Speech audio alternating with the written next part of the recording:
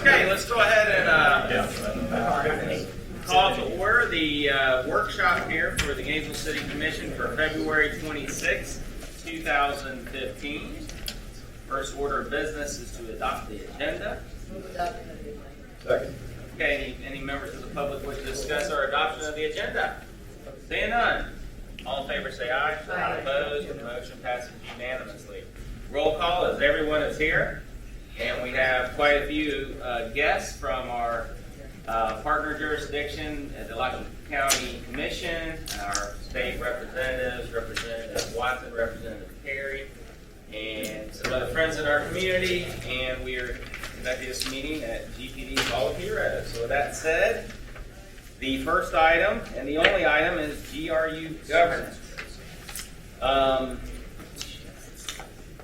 Basically, I have kept our delegation up to date over the past year with a series of letters. Every time we've had a meeting, we'll follow up with a letter which we trust you've received to let you know what we've done, different meetings we've held, workshops, and actions we've taken to expand our regional utility committee to include county representation, our reordering of the regular city commission meetings so that one meeting a month is dedicated exclusively to GRU related items. And but now we come to the issues of governance, and to sort of bring everyone up to date.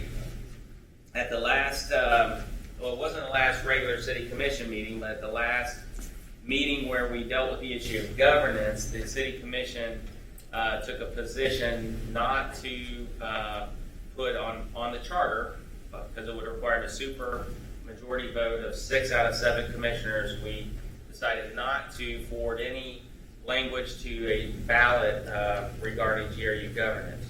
Then the last city commission meeting, we voted unanimously to oppose Representative Perry's bill. And we're grateful you're here, and we want to offer you the opportunity to catch as many arrows, or actually respond to as many questions. Catch them. That's right. You will not be a pincushion tonight, but we do appreciate you being here and your willingness to talk to us about some of our concerns. I would, at this time, open this up to my colleagues if you want to perhaps begin, or maybe Representative Perry, if you have any just general comments about your bill that you want to bring to our attention. We don't really have a structure or a plan as to how we want the evening to go. We're grateful you're here, and we just want to have a dialogue about what some of our concerns are, and some of what your response is, and what you think are the merits, and then certainly hear from our friends and our citizens. Okay. Well, I didn't have anything prepared to say, but I think that most of us, and certainly most of the citizens, both in Gainesville and Western County that are served by GRU, we all have the same goal, which is to have a well-run, stable utility that provides good quality service in the most reasonable ways that we can have. We understand the importance of both the low-income people to businesses and stuff, how important that is. And I think it's fair that we look at the stability of GRU, many employees that work for GRU, and they deserve to have a stable environment. So one of the, so my goal all along is not to delve into this, except for hopefully come up with some ideas that might accomplish what I hear a lot of my constituents say on a regular basis about GRU. So we've been working for the last couple of years on working on those issues, and what we determined, and myself, and a lot of other people, their input to accomplish that. What I was hoping may happen is that certainly your elected officials are going to make decisions that you feel are best for your constituents. I hope that we all have that in mind, and not serving our own bias or our own needs. But that's what I hope the goal is. But in my own personal level, with the bill that I have now, I put it out there. Everybody's been able to see that bill. They've seen the language in that. And what's helpful for me is whether you agree with the bill or don't agree with the bill, are there portions of the bill that you agree with? Are there portions that you disagree with? The portions that you would disagree with, what would be beneficial, is to point those out with reasons of why they do not sit well with whoever that is, and then and even offer alternatives to that portion that they may feel doesn't serve well to GRU, the city of Gainesville, and the rest of the users. So if we want to be productive, then we need to do that. If we don't do that, then I think it may not be counterproductive, but it certainly will not be helpful on my end as I move through this. So I value input from people. I've had quite a bit. Not unsolicited, but I'm glad to get it. So that's what I'm hoping to do. And I'm not saying we do that tonight. I maybe start the process, but Well, and to speak sort of what you're getting at, and this may help sort of drive our conversation tonight. And by the way, I saw one person put their hand to their ear, and I guess we don't have microphones around here, and we apologize. So make sure when you speak up enough so that everyone in the room can hear. Yeah, the manager's going to say that. But as you are aware, many people are aware, we're currently in the search to hire a new general manager for the utility. Kathy B has been serving as our interim. She's doing an outstanding job, but we want to hire a permanent GM. And there was language in the bill that would be very problematic toward us hiring such a person. And so working with Representative Perry, he was able to strike out that whole provision. And we appreciate that. That has helped us considerably. So I think that is what you have in mind, is the spirit of sort of working together. yes. Commissioner Chase. Could I just ask you to clarify your process? Because last week we had a question about, see, the city's process is that we need 6 out of 7 commissioners to put something on the ballot, and we're not going to get that, and I have no desire to waste any more of my time trying to get it. So that's the reality of it. The other option is, I think, 9,000 signatures of citizens. It's a little late to get that. So there's a lot of active citizens, but they've not gone to signatures. And then the legislature is the third way, which is what you're proposing. So I'm interested in the bill and trying to maybe move it more towards the model that at least, I don't know, a few of us have been interested in. But my understanding was that it's, what is it, the 11th hour or the 11th and a half? No, from a timing standpoint, it's not. We anticipate to file the bill next week, first of next week. Make modifications to it. And again, that what you brought up was one example. So when you approached me and said, "Hey, this particular part of this bill is really being an hindrance in our search," I listened, understood, and I was able to take that out. And with that thought, you didn't say that you approved the bill with that change, but you said, "Well, if the bill moves forward, this is certainly a change that we would need." So that's what I'd like y'all to keep in mind. I'm not asking anybody here to say, well, if you make this change, right, we're all 100% on board.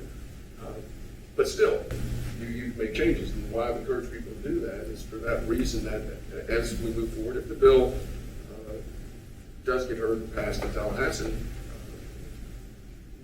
now's your time to have input. So does the bill get through committee, and is it not changeable at that point, or is it able to be changed all the way up to the point that it's approved by the legislature? And is that even how it works? I don't know. I don't really pay attention to what goes on. Yeah, the amendment process can happen at any time.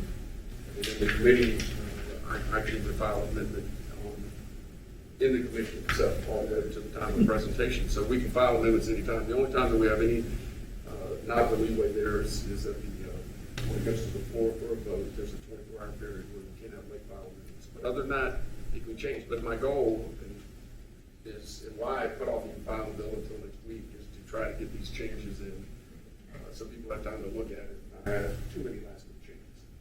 Okay, well, I know just to close for me. I mean, I had like a page full of things. I was only on page like 15 of your bill, so I quit. And I don't know that I'd be able to get it by next week, but I'll be happy to maybe try to get something to you for me. Commissioner Carter, and then Wes. Yeah, I mean, I'm sort of like Todd. We started looking through it, and I mean, I hope it doesn't come out of committee, quite frankly, because it, you know, it would adversely affect GRU. Okay, and that's something that we, you know, we as elected officials have to protect. That's our largest asset. But, you know, there's language in there that I just didn't understand, quite frankly. And, you know, I'm not sure why it was in there. So I started reading it through it, and, you know, we met with the attorneys and all that. And quite frankly, the attorney said virtually every line, you know, would have to be rewritten. So I definitely think we need to do something. I don't think that bill's it. It's very lengthy, very detailed. You know, it puts a cap on the transfer, no bottom. I mean, so basically, the committee would maybe come in and say, hey, no transfer this year, and the city shuts down. You know, I mean, there's a lot of stuff in there that's very dangerous in that bill. So I'm hoping when it's in committee, people realize that. And like Todd, I'll go ahead and, you know, give that to you, all my concerns, I guess. And will that be submitted to the committee that's looking at this? Concerns? Your concerns? Yes. No, your Okay. concerns won't be submitted. Your testimony can be. So if anybody desires to drive to Tallahassee at the committee hearing, you will have a chance in the public comment section. There's not a question or debate section, but there is a public comment section. When would that be? Well, we don't know. Okay. Will we get notified?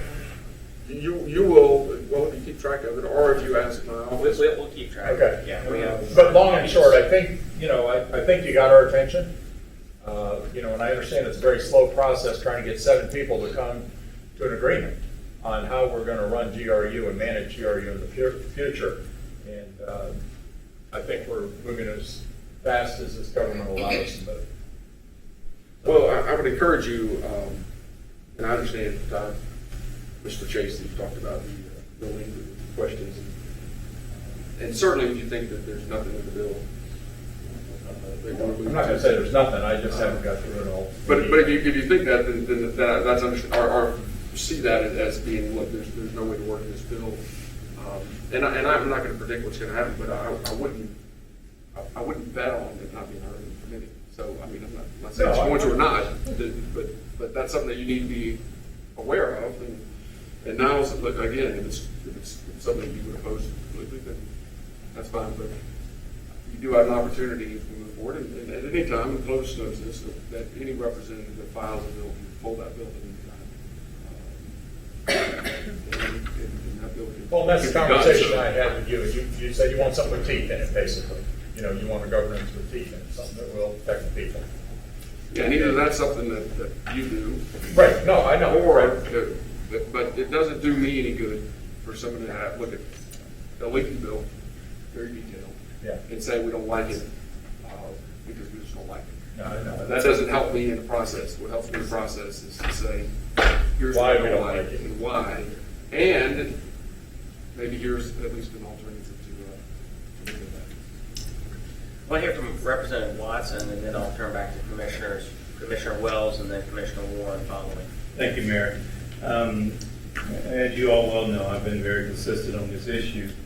And I've been consistent for several reasons. I'm a former city manager. I've had to deal with utility issues and transfers. And it's a very complicated issue when you're talking about transfer, fuel adjustment, and all those things. Which is one of the reasons I'm so consistent about this not being driven by the legislative body. And I know Keith is not driving, and Keith and I have had this conversation with all due respect, and he knows that. We have a great deal of respect for each other.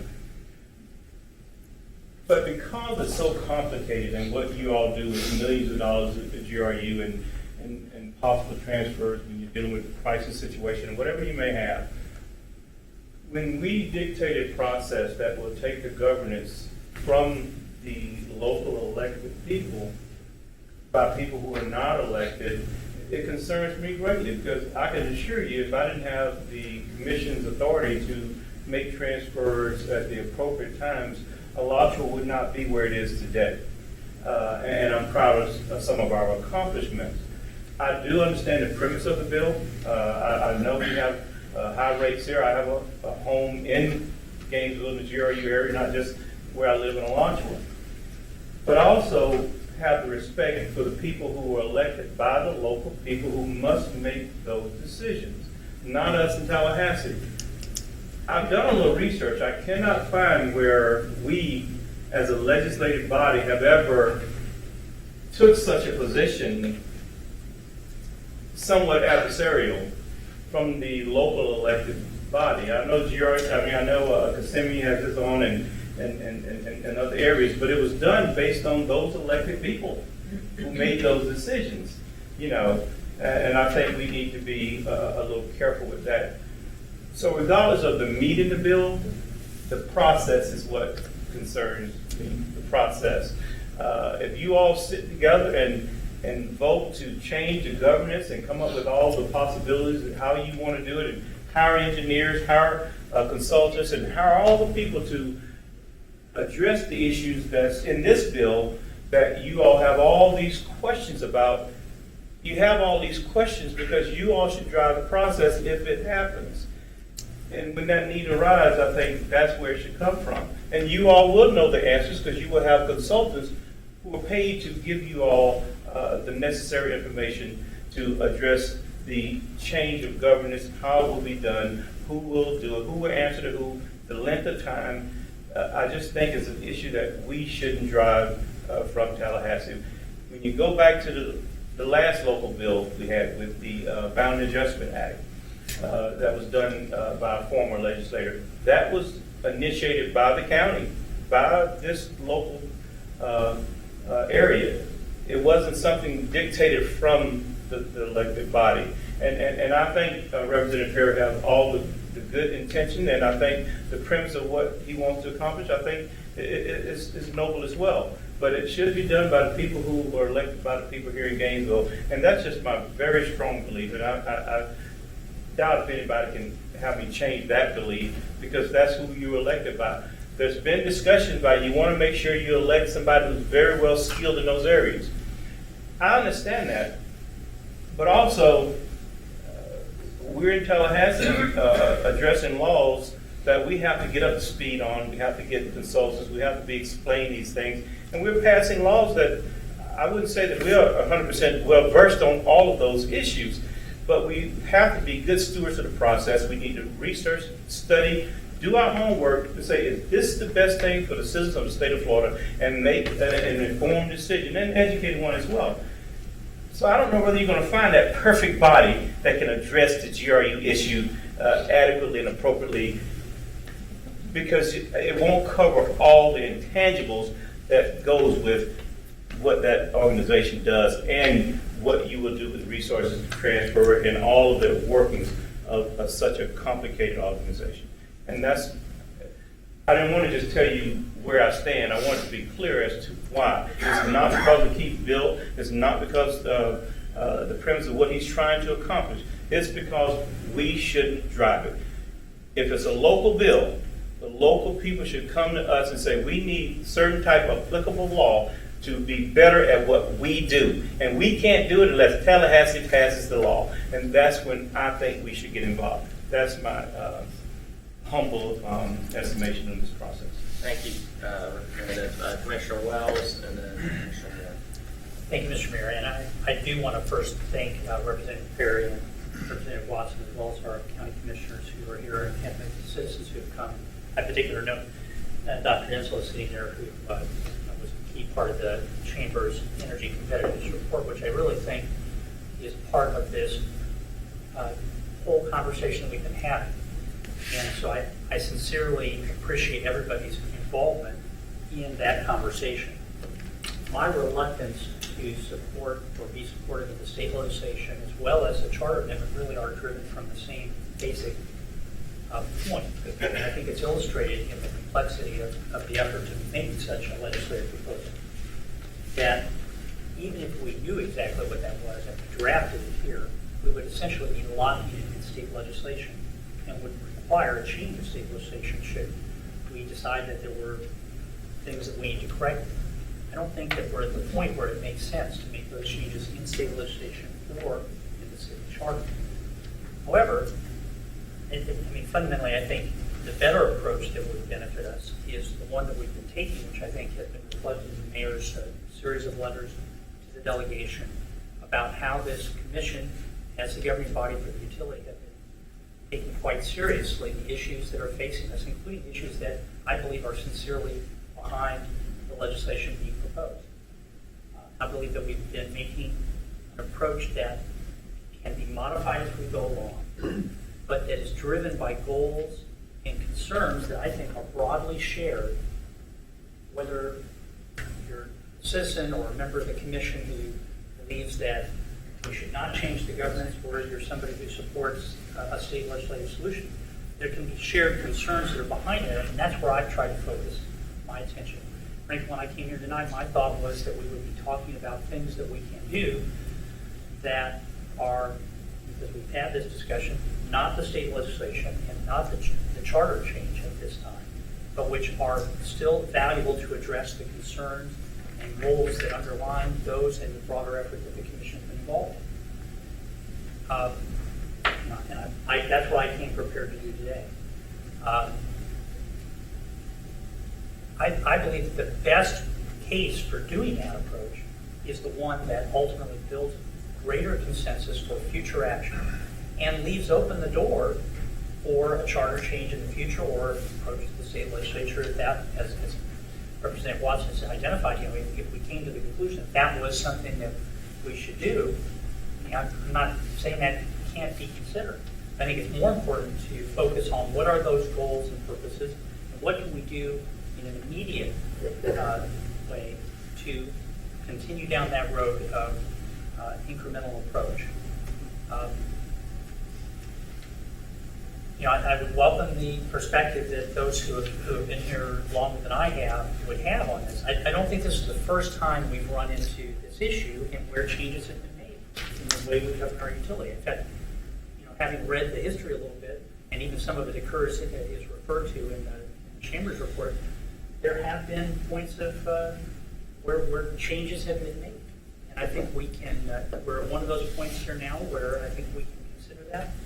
And I think that can have real value in how we do our job, how the utility is operated, and how the staff are able to get guidance from the governance of this entity, and for the benefit of the citizens of Gainesville, as well as all of the ratepayers within the utility area. That's where I'm prepared to do today. And if we get to that point, I would ask this before we get into discussion of what other things we may do. Let's keep it as close as we can to governance and this bill in particular.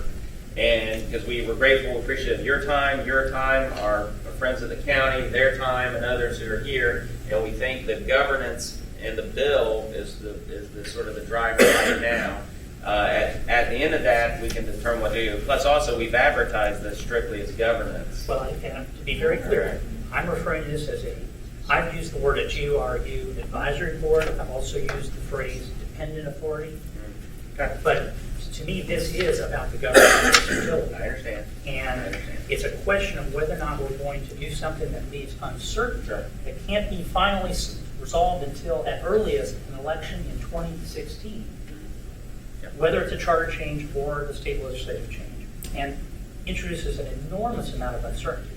Or if there are things that we can continue to do today, which I think would improve our governance, improve the expertise, improve the confidence and representation of our community, and can be implemented this spring, this summer, and not have that great uncertainty, which I think either the other alternative approaches introduce. Let's hear from Commissioner.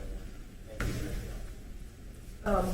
Thank you again also for being here and for setting the fire under the panel of the city, I guess, to pay attention to what the people in the community have been asking for. But what I'm really more interested in is this idea of how do we set up a governance for some of the things that we see and how other cities have set up their advisory panel or something. I think what we call it is not as important as we talk about where is it going to be based. And my concern, similar to what Commissioner Wells was saying, that if it comes down from the legislative end, any changes that need to be made have to go back through that same process. And we've gotten materials that were provided talking about within the city's policies. Any changes that we make through the charter will have to go through similar kind of details if we make any changes, but I feel like it's easier to make those changes when they're within house, better than having to go back to Tallahassee for those. So kind of the, having heard the concerns for some of the procedures and policies that would be in place with the state bill, rather than making recommendations to what changes to make for that, to make it passable through the legislature, I'm more concerned with finding out what is it that we can do at the city side of the charter things that you would feel comfortable that we are moving in the right direction. We've got all these different options that we've got to look at, and we've got to recognize that across the nation, there are a lot of communities and utility companies that are looking at how to make major changes, because the whole discussion about the fuel sources that we use and how we encourage more conservation. The more we do for conservation affects our fuel rates. So what I see, the best people who are in place to operate GRU are those trained, skilled professionals who are in the administrative and in the working field, the staff at GRU. Our relationship as the city commission has been to more or less give that vision and direction as to how to make those budgetary and policy things. When we set out the policy that we wanted to do something other than another coal-fired plant, we were able to get the response that our advisory panel was able to do that we wouldn't have done if it was a privately owned utility. And a lot of people in the community took a lot of pride in that, opening the door and doing more for conservation. Now we're coming back to think about other ways that we're going to be governed with changes in utilities. What are we going to do to do something more than coal and fossil fuels? We need to expand more services and ways with the water and maybe cable, internet, and those kind of connections. I had a great conversation with Commissioner Hutchinson from the county the other day. So I'd really like to know, what can we do to give you the confidence? We've heard you. We need to move forward in some way to make some changes. Then let's find a way that's most effective so that it's cost effective and efficiency. I want the GRU staff to be able to move forward and be efficient with their operations. And if we can have an outside advisory panel or governance group, again, I'm not as concerned as whether we call it governance or advisory, but it's like we've got 3 different levels of advisory things going on now, and we need to streamline that process and have it to the point that they can have better training and understand the process much more than what I've gotten to learn in almost a year. There's definitely that consideration that we need people who not only can set a vision, but they understand why they're doing the general fund transfers and the impact that it has on the budget. But as Commissioner Carter pointed out, the concern is we're talking about having a cap and how high we do the general fund transfer, but if there's nothing on the other side about how low we go, then we don't want to have some wing of a political agenda that may come in and just wants to destroy everything that the city government would be doing otherwise. So there has to be. We already have that by reading. Well, I'm sorry. I'm not on that side of You're not in. the drinking cup. So basically, what I want to come back to in seriousness is that let's respond to what would make you comfortable that you could withdraw and save everybody in Tallahassee and focus on some other issues that are really important. Let's hear from the representative. Yeah, and I appreciate your comments on that. And I think, while certainly all conversation is legitimate, needs to be discussed, I guess the city commission today can decide not to take any transfer out of GRU, correct? So the possibilities that you have now to do that today, the fact that you would appoint, the city commission would appoint the board, that would be so contrary to basic fundamental beliefs that you would have, and say, well, we're going to be appointed by the city commission, we would cut everything out. I'm not saying things aren't real possibilities and they should be discussed. I think that things like that would be a stretch that would be unrealistic. It's a draconian type of thought that I don't see. Now, if we said we're going to let the governor appoint the board, and you have no say on it, then maybe things would be different, or some other group. But you got to understand, the way that my bill was structured is that the city commission appoints. Nobody else appoints. The city commission is the only one that can appoint people to serve on this board. So if y'all appointed people to serve on the board, theoretically the bill was passed, then maybe, that would be something. Anyway, I don't think, but I don't mind talking about them. I just think we need to be more concerned maybe with what really may happen. So. A fair question, and we can explore it further. I think, and this is what we'll do, because I didn't want to take up, y'all are going to talk about what you can do as a city commission, not what I can do as a legislature. So we'll talk about that briefly, and then I'll leave, and y'all can have your, no, but then you can talk about if there's any movement that you have in that. What I would like to see, and what my constituents, and I think the general talk is out, one of at least the people I'm talking about is A, we need people who can focus on GRU. It's a huge operation with a lot of complexities to it, a lot of moving parts. And most models, and I don't believe there's anyone in the state of Florida that has a municipal-owned utility that's not as big as Gainesville is, as big as GRU is. It's not run by an independent board, and that would give those people the focus. I know in Tallahassee that if there's things that we can turn over to professionals that we can trust, we need to do that because there's too many moving parts for everybody to be an expert. So I think having people that can focus on that, certainly having a representation in the county is important. When you serve that many people outside of the city limits, and we can talk about, well, they can donate to a campaign or they can work on a campaign. The reality is, in a democratic process, they do not have a voice when it comes to that, being able to vote for a city commission.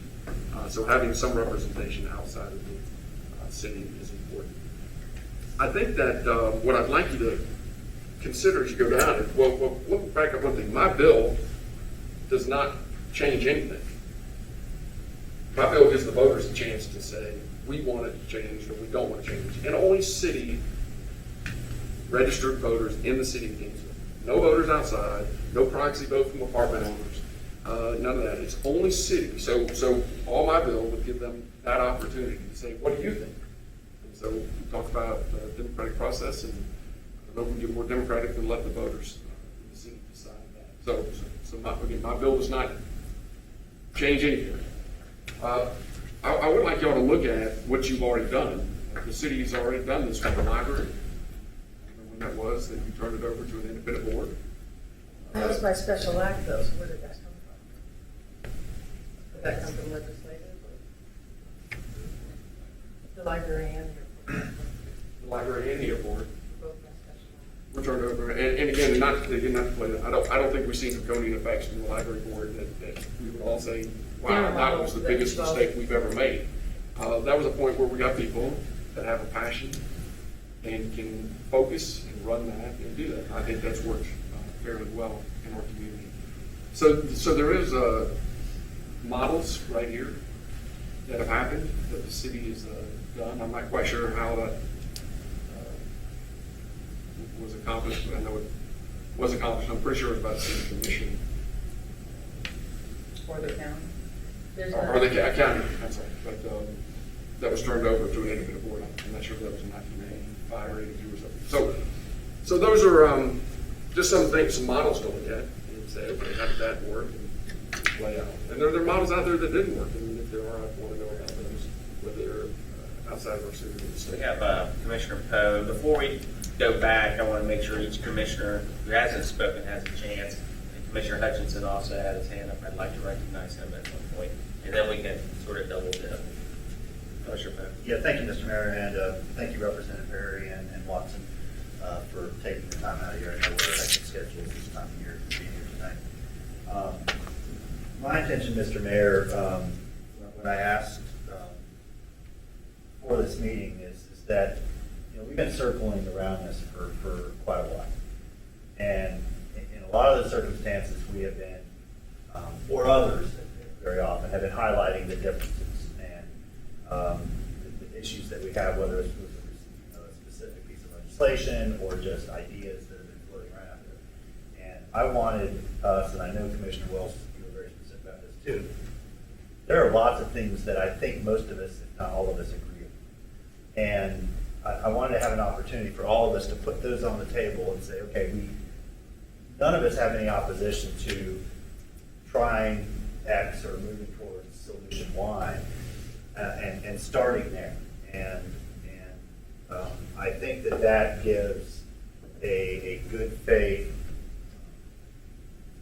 demonstration to you, Representative Perry, to our citizenry, we're responsible on what we think we can do and are willing to do that will add value to the utility and add value to our residents and our customers.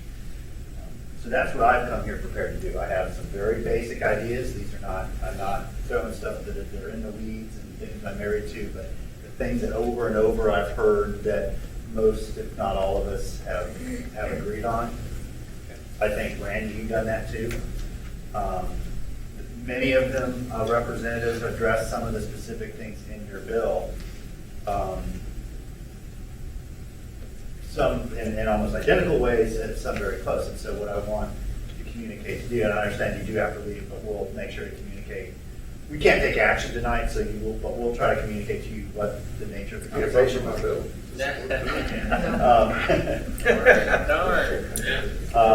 So, It was advertised as a workshop. yeah, but what we want to do is communicate to you where there is consensus on this commission that dovetails with some of the things you're trying to do in your bill, because I want you to be able to get that positive feedback for the things that we do support.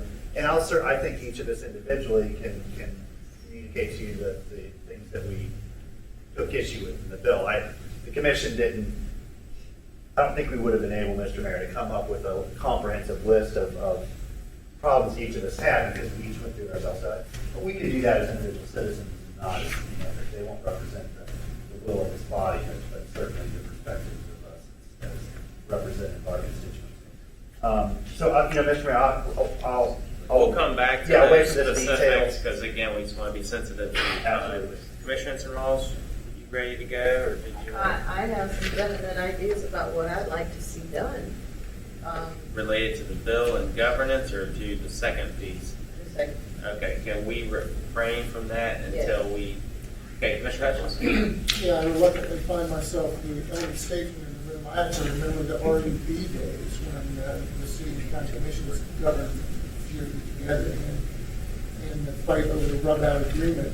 And I think one thing that's important to keep in mind is that GRU is much more than electricity. And in some ways, the electrical part is the easy part. You guys can sell that thing to do tomorrow. The lights wouldn't even flicker and things would keep going. But water and wastewater is important. Increasingly, the internet is going to be important. The FCC may well start allowing it to be regulated as a utility, which means somebody's going to have to provide that service to everybody. And as you know, we have ridiculously high rates for bad internet service in this community. So my hope is down the road that GRU takes a much greater interest in internet service. I actually think that has as much to do with future economic development as electricity does. My feelings about the bill are that I think the city commission could turn over much of the operational decisions about the utility to some other board or some other advisory group. But the things that you can't turn over are who sets the rate levels, who sets the rate structure, how much do you fund the utility plant improvement fund, and what the transfer needs to be. Because all of those decisions affect the city budget and what taxpayers pay. If you're essentially ceding much of that responsibility for half or 2/3 of your budget to an appointed board that can't really be undone, I think that puts the revenues of the city of Gainesville at risk. So at a minimum, even if you give away every other decision about the utility, those are the decisions that you keep with an elected body. It's just about accountability. The other thing that I'll mention is that there's a lot made about the fact that county residents are not represented when it comes to electing the governing board, and that is true.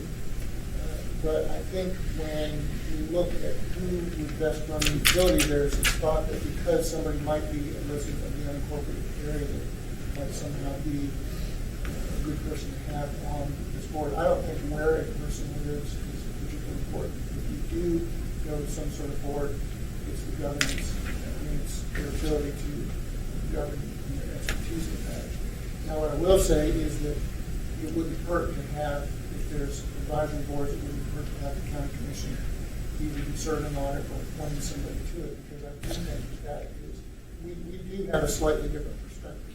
But even though everybody in the city of Gainesville is a county resident, but I do think that we view the world a little bit differently just because of the structure of county government. So to the extent that you can include the county in the decision-making process, I don't think that hurts. But you guys need to jealously hold on to rate level and structure, utility plant improvement fund, and the payment fund transfer. That's absolutely something. Thank you, Commissioner Pinkerton. You've been our appointee to the Regional Utility Committee, which is one of the actions we took to try and create some county representation. And just say real quickly, for me, the issue was the principle of representation, not that if you live in one area, you'll have a better perspective. It's just publicly owned utility, and so the principle of representation is very important.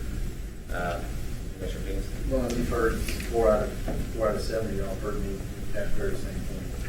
That I think that since the county, the people that live in the county or the businesses in the county represent 33% of the overall budget, there needs to be a significant voice from the county.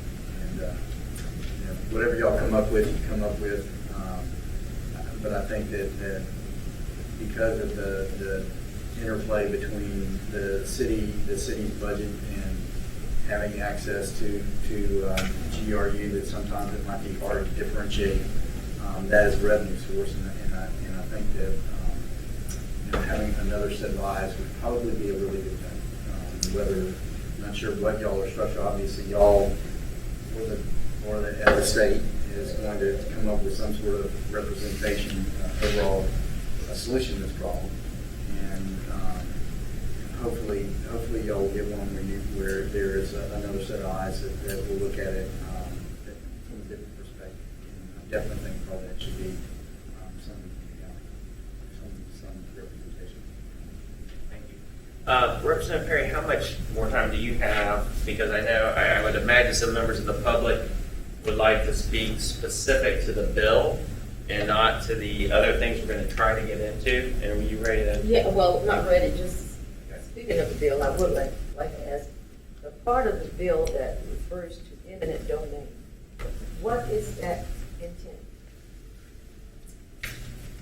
Well, there was things with new lines that need to be run, transmission lines and so forth. They would have that ability, like GRU does now, or the city does now. You mean like easements? Easement, yeah, where you run power lines and where you have transmission lines. I think we pay for them, I'm not sure. But, well, at eminent domain, you're supposed to pay, just compensation for fair compensation. But in the case of where you have a property owner with a holdout, the city could exercise eminent domain powers. And I don't think we've had to in any recent meetings. I mean, they ran a thing across my business and they asked me to do that and wanted to do it. And I gave them permission, didn't have to go into anything. Oh, I see. But they do, but GRU does, you have that authority now if you had to want to go through. If we wanted to go through some particular But property, you would pay. we would pay, but eminent The only fair thing domain government refers does to when it comes to taking. property rights usually is. Eminent domain refers to taking a property, and I just thought, I didn't know what that was. So I have a few comments. I know I think you wanted to. But what I've asked, if you're open to, we'll Sure. take some public comment too. So if you just want to speak just to that, and I think we're going to try to get in some other ideas afterwards. My comments, Commissioner Representative, is so we have a pretty interesting board, very politically diverse, different experiences. And so at different times in this debate, I've heard more than one commissioner. At times I know there's at least 3 and maybe even closer to 4 that are supportive of a different governing structure. I've spoken in favor of the Chamber of Commerce model. Commissioner Chase has spoken in favor of JEA's model. And it just seems that the particular how this one is configured just seems to be, it's done differently, which puts me in the position of someone who's on record favoring different governance, but yet having to be in opposition to this in its current form. So I guess, Coyley, you've changed one piece out upon request. Could you change out that governance to just say reflect how the chamber's model was, conceived of, or JEA, something like that? And then suddenly I think you're going to get more buy-in from the community.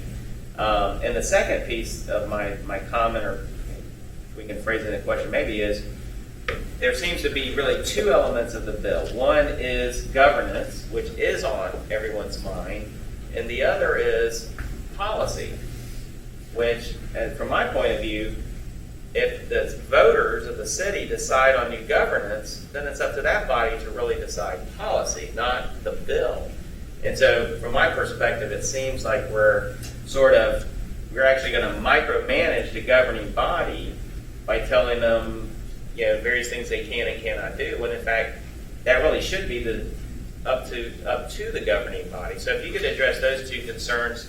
One, could you, I guess, why did you decide on this particular model? Why did you think it's better than the Chambers or JEA or something like that, or Lakeland's or some of these others out there? And then secondly, could you conceive of separating out governance from policy within the bill? Sure. And I have my back to you back there, so I'll try to see. Good points, and there are certainly two parts of that bill. I'll tell you the rationale behind the two parts of it, and also certainly leave open that I told you when I walked in, and I've told everybody from the very beginning that from my standpoint, is the legislation that I'm proposing can be modified at any time, minorly or wholesale, if there's valid reasons that people would bring forth that I would look at and say, okay, I think that makes a lot of sense. One of the reasons, though, that we had both parts, when I put that language in there, was to look at kind of some of the things that maybe, which one you even thought about. The bill and the policy certainly can be changed, but if you look at it, I think the policy is good policy, because what it shows you is a check and balance system. So having a commission, a city commission only, that appoints the board, but once they're appointed, they're somewhat independent.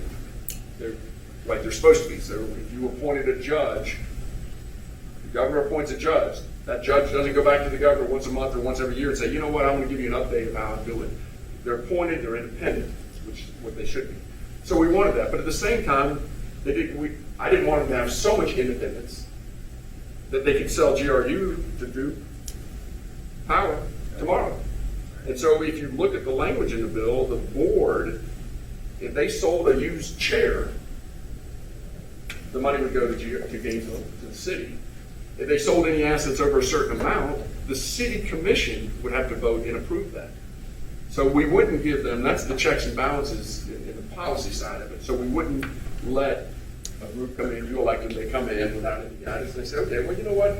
We don't think the internet part is very good. Let's sell it off. We can make some money on that, or we can sell off this part, or we can do that. We don't want to do this. And so that was the reason to have policy in there that had that checks and balances in it. And I think it's important to have that. I don't think you want to turn over so much authority that they really do whatever. So that was the premise of having those two parts in there. You explain to me, and we talk about it, and you say, you know what? You do this, and I do this for it. I'm not looking for Ed Brady or Mayor Brady's support necessarily because you're one voter in this process. I'm looking for your input, hopefully support, but I'm looking really for your input that we can get a broad group of people, because the general voting public would have to pass the bill. It really needs to be appealing to that group of people. So I'm looking a little more holistically than trying to get one person or one group or one chamber of commerce or whatever that group is to. So I've had opposition from every side, and it's expected, and kind of made me feel better when the chamber and some other different groups opposed me as well. But I knew that now we got some people get everyone's attention. So and that's expected. So back to the initial thing we talked. I'm open or minor changes or wholesale changes if they accomplish what I think we all want at GRU. Thank you. All right, for members of the public, if you would like to address this, we ask that you go to the microphone up there, and we would need your name for the record, and then we'd ask that you try and limit your comments to 2 to 3 minutes, just out of respect for other people in the room and respect for everyone's time. And you don't need to get my permission by raising a hand if you'll. I'm sorry, it needs to be this podium. That was a trick. The mayor pulled the trick on you. Sorry about that, Del. Yeah, I just was told this because they're afraid the microphone is going to skew the recording, so we're going to use this. So this is an opportunity for us to hear people talk to. Yes. They're very awesome. Well, you're addressing the chair, Okay. but, All right, well, I give wide latitude. there's, okay. Well, we have a speaker. Go ahead, Like please. often bachelor's nowadays. Mr. Mayor, Jim Cross, I've been on this bill many, many times, and I really don't find a lot of policy in here, except this, cost-based, independent, and a very sturdy firewall between this independent board and political agendas. And the political agendas, ever changing, are destroying our utility and sending the rates through the roof, the renewables, the mountaintop coal, and on and on and on. It's new age, but it's not affordable. Now, Commissioner Hutchinson thinks the bill is full of illegalities, which it isn't. He also thinks the utility can be sold. Well, it can't be sold. Because that was right in Bureau. And all this bond debt we had, they'll never figure out who subordinates what. It's tax exempt. The only sale of this utility is going to be in a bankruptcy. Because they'll have to sort it all out. That's why the Bureau sale is like millions of dollars of litigation. They can't figure out the debt. So we can't sell it, except if we go bankrupt. And that's where we're headed. So it's completely disingenuous to say there's policy in the bill. You take your $35 million transfer payment and just give that stuff away for free all the time. On top of it, pipeline for grad, infrastructure for university corners, central AC and heat for Donald Shepard, and on and on and on. And the total transfer is more than the $35 million because it's not going to the city coffers. It's just going to selected individuals on a politicized basis. It's destroying our utility. It's just destroying it. And the hardworking people in GRU, they didn't get a raise last year. They won't get a raise this year. So I think it's time to be realistic and to turn this over to people that really look at turning the utility around and not just furthering political agendas so a few people can get elected and have, their political allies also get elected. You can't do that anymore. We've been doing it since 2000. Thanks. Thank you for your comments. No, sorry. No, you have to come here. Mr. Mayor, Yes. would you let Mr. Conish know that the employees taking Yeah, we're giving our employees a raise this year. Sure. Okay. Fantastic. Please go ahead. Well, appreciate the chance to come up here and speak. And actually coming after Jim because he's talking about being realistic. I think we need to be there. Be realistic. Look at it from what really is going on here. Everything that you're doing now, and this bill is generated, is from the premise that the system in GRU is broken, which is the furthest thing from the truth. GRU has been run very effectively. It's been a tremendous asset to the city. And technical needs that they've had to have, they've been able to bring in. The commission has been able to do that.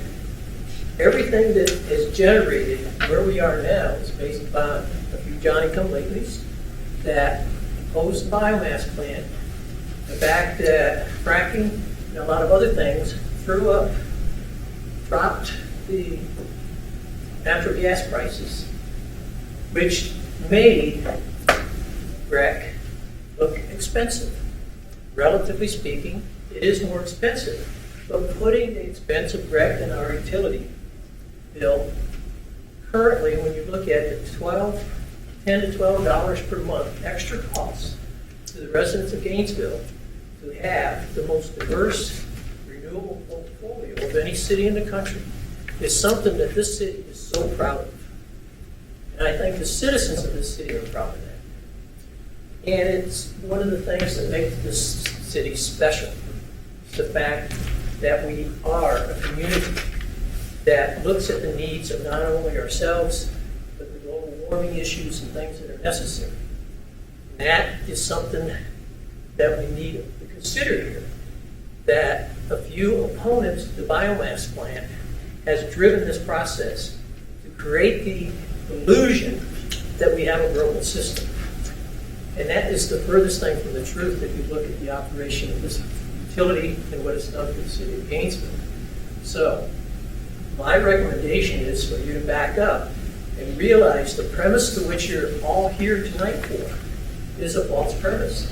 And the bill should be removed immediately because of the fact it's based on a false premise that's been propagated by a few of the very conservative, right-wing type businessmen that would like to see control of this utility taken away from the city so they could drop rates in order to save some money. We're not that in Gainesville. We're bigger than that. We have more lofty goals for what the city should be. I wanted to make sure to point that out, that you need to really rethink why you're here. All right, thank you for your comments. If you wish to speak, you may come up. Yep. You know, you need to state your name for the record. Hi, my name is Ellie Summer, and I live in the county, and I'm very happy with GRU. We've been a customer of GRU for 20 years, and I think the bill's a really bad idea. I think taking control away from our local community is always a bad idea. I agree with Representative Watson. I thought the things he said were excellent. Commissioner Wells, Commissioner Warren, and other of you who spoke similarly. There are great accomplishments that GRU has made in this community, and my husband and I recognize them, even though we don't live in the city and we may not get a direct benefit from the transfers. We do all our business in the city. Everything we do is in the city. And every improvement in the city, every movement of money to make our community better and cleaner and prettier and more economically efficient is good for us. We come in from our little rural area near Boulder Springs, and we're very happy to be in the city. So the rates are high, and they've gone up since we've lived here. And my husband's a Vietnam vet. He has a disability payment, so we're not like in constantly increasing income. It's sort of set. But you know what? We called for an audit. When the rates went up, we called GRU. We said, hey, what can we do to lower our bill? And they came out. They were very nice. They spent some time in our house. They showed us little tricks we could do so that we didn't leak heat out and so we didn't have, problems. We also have a wood stove, and sometimes when it's really cold, it's like turn the heat or build a fire. Oh, well, build a fire. And I know not everybody has that opportunity, but we're lucky that we do. We can build a fire. So, of course, we'd love our bill to go down. That would be terrific. But on the other hand, we need to look at the whole big picture of the state, our country, and everything. And we need to stop wasting energy. And if everybody is able to reduce their usage and use energy more efficiently, I think everybody's bills would go down. So I think we're well served by GRU. I think we're well served by the city governance. I think the fact that the city governance changes from time to time is a good thing, not a bad thing. That means sometime around, my opinion is going to be up there on the commission. I do agree with one thing that could be changed, and I do think that we need some county representation, either through the county or through some citizens from the county, because, we have things we'd like to say about how GRU is run. But for the most part, the people I know are pretty happy. Thank you for your comments. Appreciate it. Thank you. Good evening, Mr. Mayor, Commissioners, and Representatives. For the record, my name is Rob Franklin. I agree with Del Batra. I really think that the whole idea of changing governance is based on a false premise. I see it a little bit differently. Several people, including the first speaker tonight, referred to political agendas as the need to insulate or separate GRU from the political agendas. Well, in fact, GRU is property of the city of Gainesville. Politics is the art of government. Indeed, Florida and the U.S. Constitution provide that we elect representatives to make decisions about how public government property is disposed. That, in fact, is the way it is supposed to be done. Yes, it is supposed to be political. This idea that we're supposed to keep politics out of it is actually an anti-constitutional concept. It's the way the founding fathers designed this country. It's the way we've always done it. Now, I certainly would have no problem with things like the county commission representation on the regional utilities committee. I think everybody benefits from that. But I do not think that it is the proper role of the state legislature to modify the charter of the city of Gainesville. So the charter of the city of Gainesville specifically states that the charter is amended by a vote of the people. It cannot be amended by the city commission. It can only be amended by the people. And I don't think it's proper for the state to try to step in and change that. And in fact, the charter specifically says that the city commission is the board of directors and is responsible for running the utility. And I believe, as a ratepayer, customer of the utility, I have a constitutional right to preserve and protect my interest in that matter. Thank you for your comments. Other members of the public who wish to speak? Nancy Barron. I wanted to thank Representative Watson and Commissioner Hutchinson. I really agree with their comments and perspectives and what Mr. Brinkman just said. I believe strongly that governance of GRU belongs to our city commission with we city residents as shareholders. The city is the owner of our public utility. The commissioners have a fiduciary responsibility to set policy and oversee management of GRU on our behalf. Their job is to set policy and oversight, not run the utility. That's the job of our general manager. City officials must maintain control over the business of the city, of which GRU is an integral part. We have an existing structure that can be strengthened. We must not cede authority to a separate appointed board over our core city-owned asset. Lines of authority and accountability need to be short.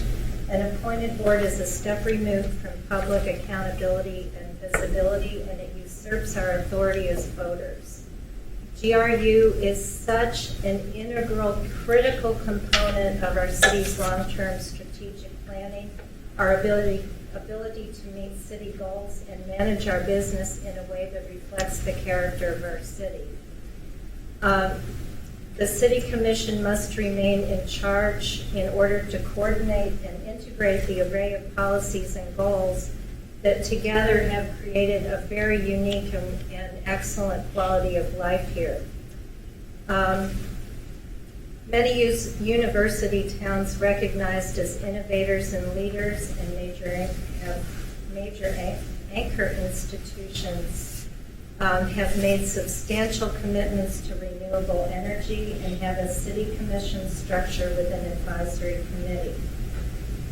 We've had workshops on different models of governance, and which were clear about the importance of a diversified advisory committee with well-informed committee members.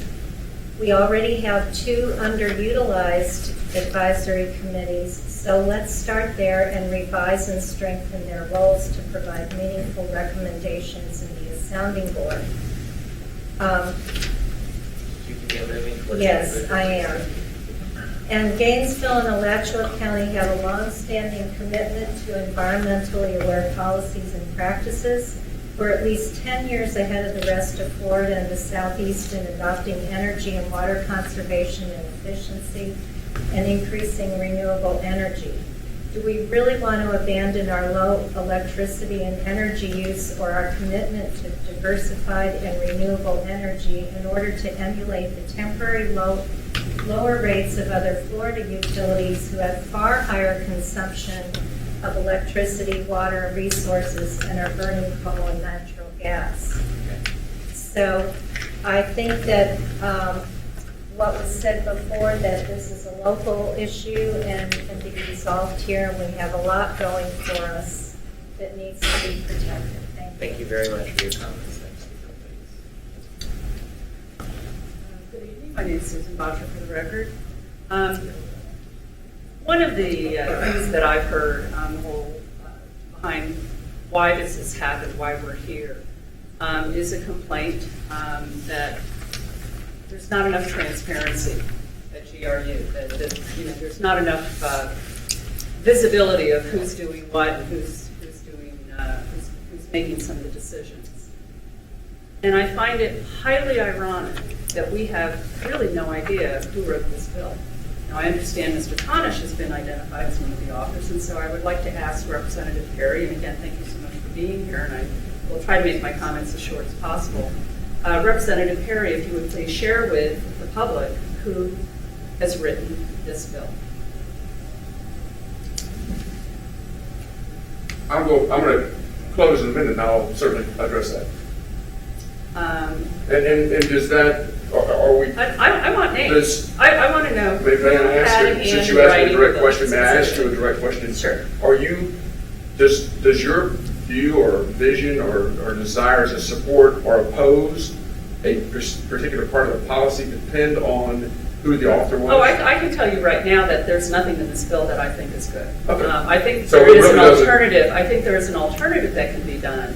And the city attorney's memo that's in the backup on the agenda, she listed four alternatives. There actually should have been 5. The 5th one should have been, we leave things as they are. But the first one was basically expanding the powers and duties of GAC, of the Gainesville Energy Advisory Committee. But I don't want to digress away from my question. I think it is important for transparency, and I think the public has an absolute right to know who wrote this bill. Well, he said he'll address that in his conclusion, and your clock is ticking, so if you have other comments. You want to make. I guess a lot of it's going to depend on whether the question is answered or not. And if the question's not answered, I think that raises a lot of problems. So, thank you. Okay, thank you. Are there any other members of the public who would like to address us at this time on this issue? And all right, seeing none, we'll return back to Commissioner Chase. Yep, so I'm not gonna sit back. Oh, I'm sorry. Never mind. I thought the officer had his hand. Yeah. I thought it was gonna be unique. He's got No, something ma'am. else to say. That's gonna be unique. Not you. All right, let's get back to order here.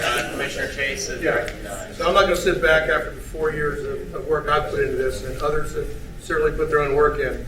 But the suggestion by anybody, this is under false premises, is just completely false. It doesn't surprise me at all. Let me tell you why.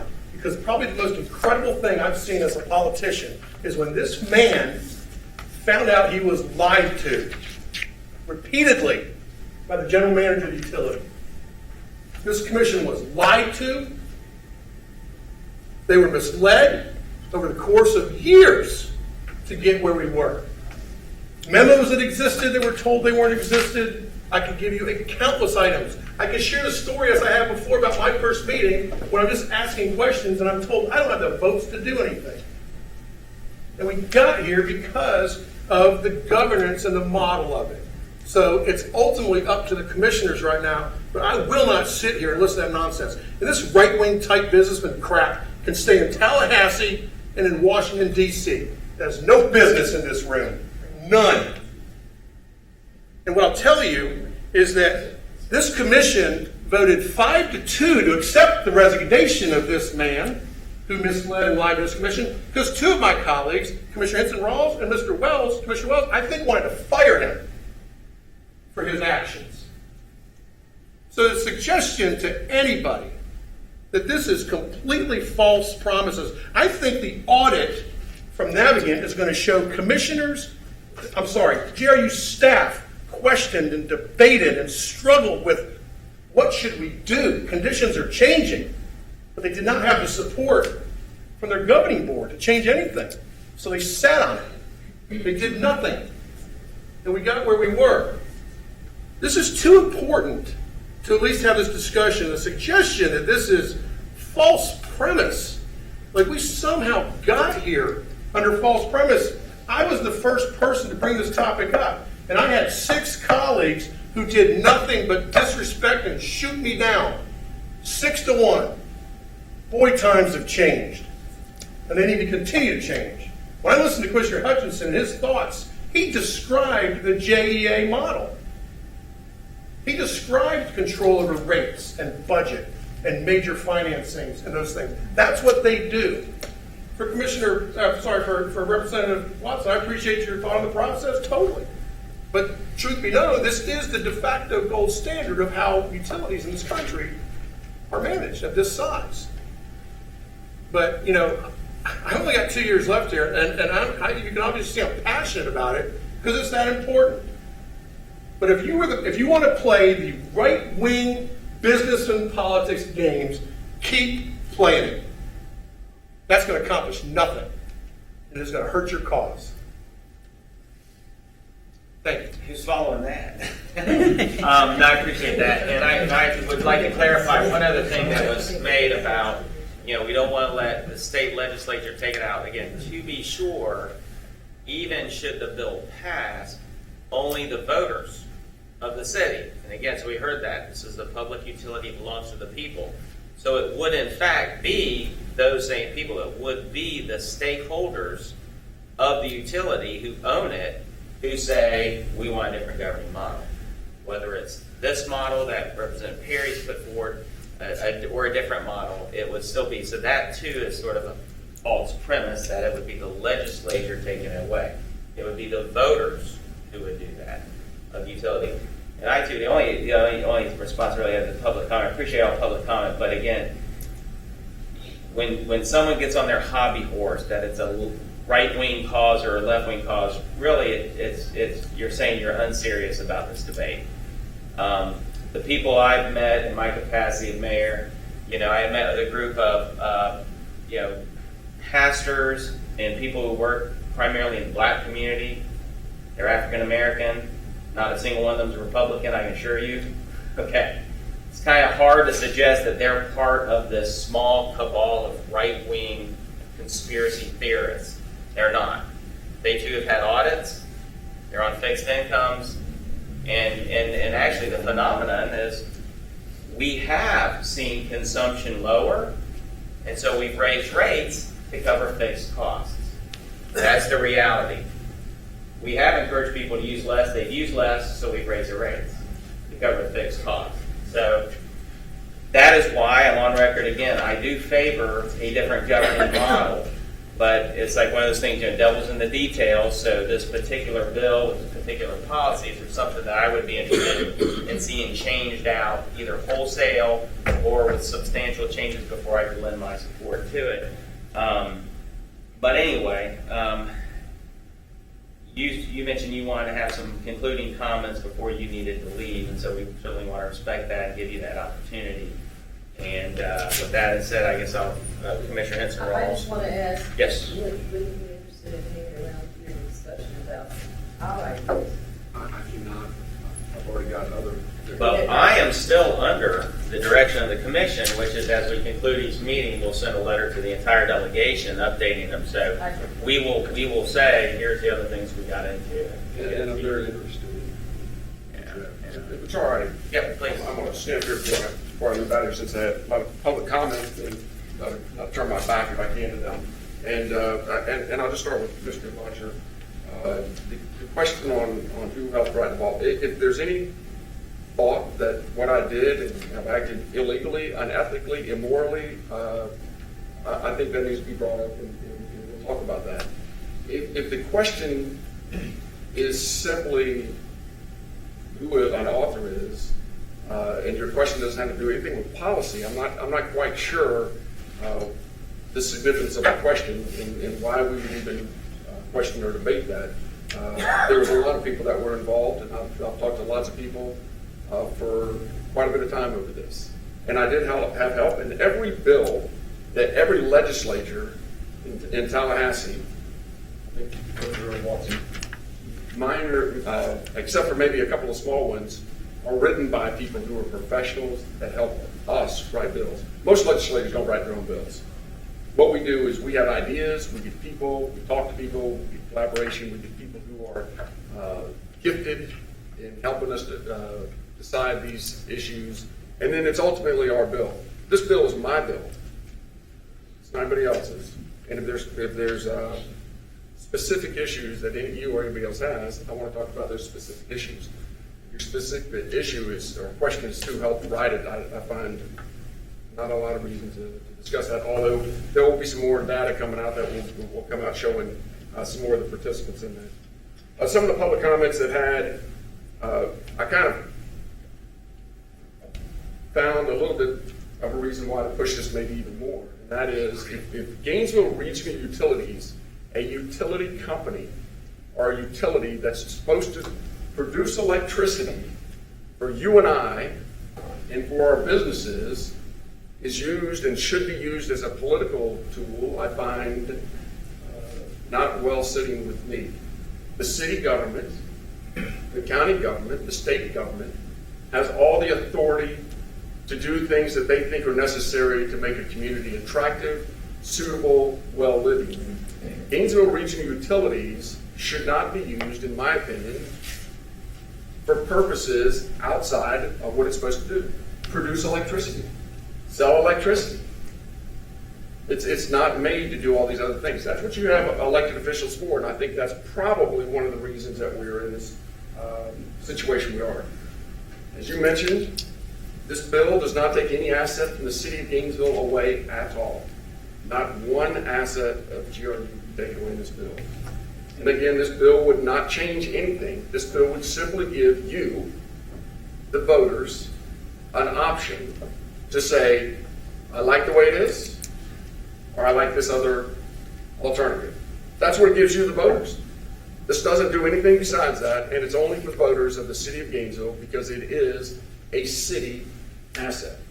Even though it's paid for and built up by other people, it's a city asset, and it retains all control within the city.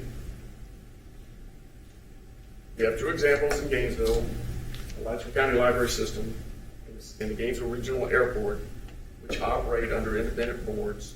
And as I mentioned earlier, I don't think that anybody's sitting there saying the Alachua County Library is a system that we would say we need wholesale changes because of the way that we have the independent board running that. So we have models already there.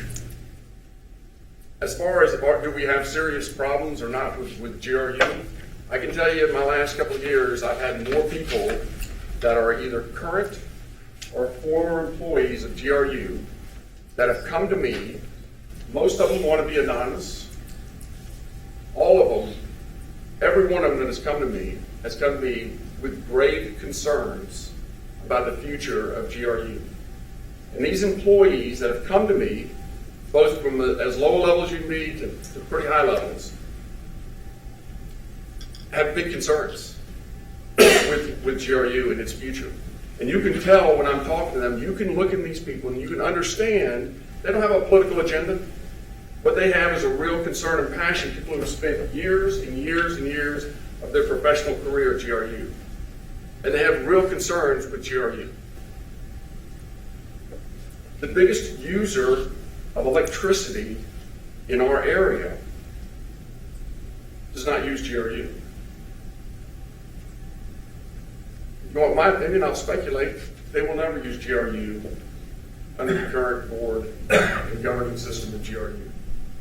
And that should tell you something, because you've got a user that wants to use renewables, that cares about the environment, and they're not going to use GRU, and they're not going to negotiate with GRU with the current governing structure. And these are my words, these are not what I'm told, so you can take it for what it's worth. I'm going to encourage you, the city commissioners, to take this stuff seriously. I know you are now. There are issues with GRU, and these are not coming from me. I didn't start this. I didn't start this conversation. I didn't have some wild idea to run for office and go change the governing structure or even propose governing structure of GRU. This is years of people coming to me, customers who can lease afford this, and as I mentioned, past and current employees of GRU. I'm telling you, they are worried about the future of GRU. 100 years of providing service for us. You got an opportunity to do something meaningful. You want to elect a board or appoint a board that has no authority to do anything? It wouldn't make me happy, and I don't think it'd make most of the constituents happy. That's not what I'm looking for, and that's not what most of the people in the city and the county that use GRU are looking for. We are not looking for a board that can make recommendations and has no authority to implement any of those recommendations. So it's up to you. I understand with 7 people. I got one wife and we can't agree on stuff and get stuff done sometimes, so I understand 7 makes it a little more difficult. You have an obligation and a duty to look at this seriously, to take all the rhetoric and the politics out of it and look at what is best for your constituents, what is best for the people out here. And the future of our GRU. It's an important asset. It's a real important asset for us. It's done great things. It's not going to continue to do great things, I think, if we continue on the track we're on. Keith, I just want to address something real quick, and people keep bringing up the airport board and the library board, and you're right, we do have a huge obligation here to the citizens. Neither one of those were a third of our budget. So as we look at, governance of this, one thing I learned since I've been in office, we're not going to do anything overnight. I'm very impatient. The city manager is frustrated with me because I'm saying, why not tomorrow? I think we're moving along at a good speed with 7 different people coming up. Every time I hear, I think we're getting closer and closer, quite frankly. But this is a third of our budget. We lose that in any fashion or a good portion of it. That's our entire police department. That's our budget for the police department or our firefighters or our amenities throughout the. So I think that's why where we realize that we need to have some help and some governance, we also have an obligation for public safety and to keep the city running as it is. So it's a hard decision, whether it be you to sell off a piece of your business and hope that the rest of it can survive. And I think that's the mode we're in now, for me at least. So I do respect your concerns, and I think that we're getting closer every day, but I don't think it's going to happen overnight. Representative Watson, were you going to? Yeah, I'll give a little bit of a closing, and then I'm going to hang around to hear everything you have to say. Just to touch on Commissioner Chase, and I want to be clear that I, as your legislator, would not come and question the integrity of any of you or the process. But I will say, just to piggyback on a little bit of what Representative Chase said, he said when he came here, 2 of the commissioners were upset, they were lied to, and they wanted to fire the administrator, and then subsequently that administrator was relieved of duties, however it may have happened. And he also stated that it was 6-1 and no one hardly listened. That has changed as well. It's now, I think, 3-4, which is also a part of the process. My position would be the same if every commissioner were Republican or everyone were Democrat. My position is not about the issue of the meat of the bill.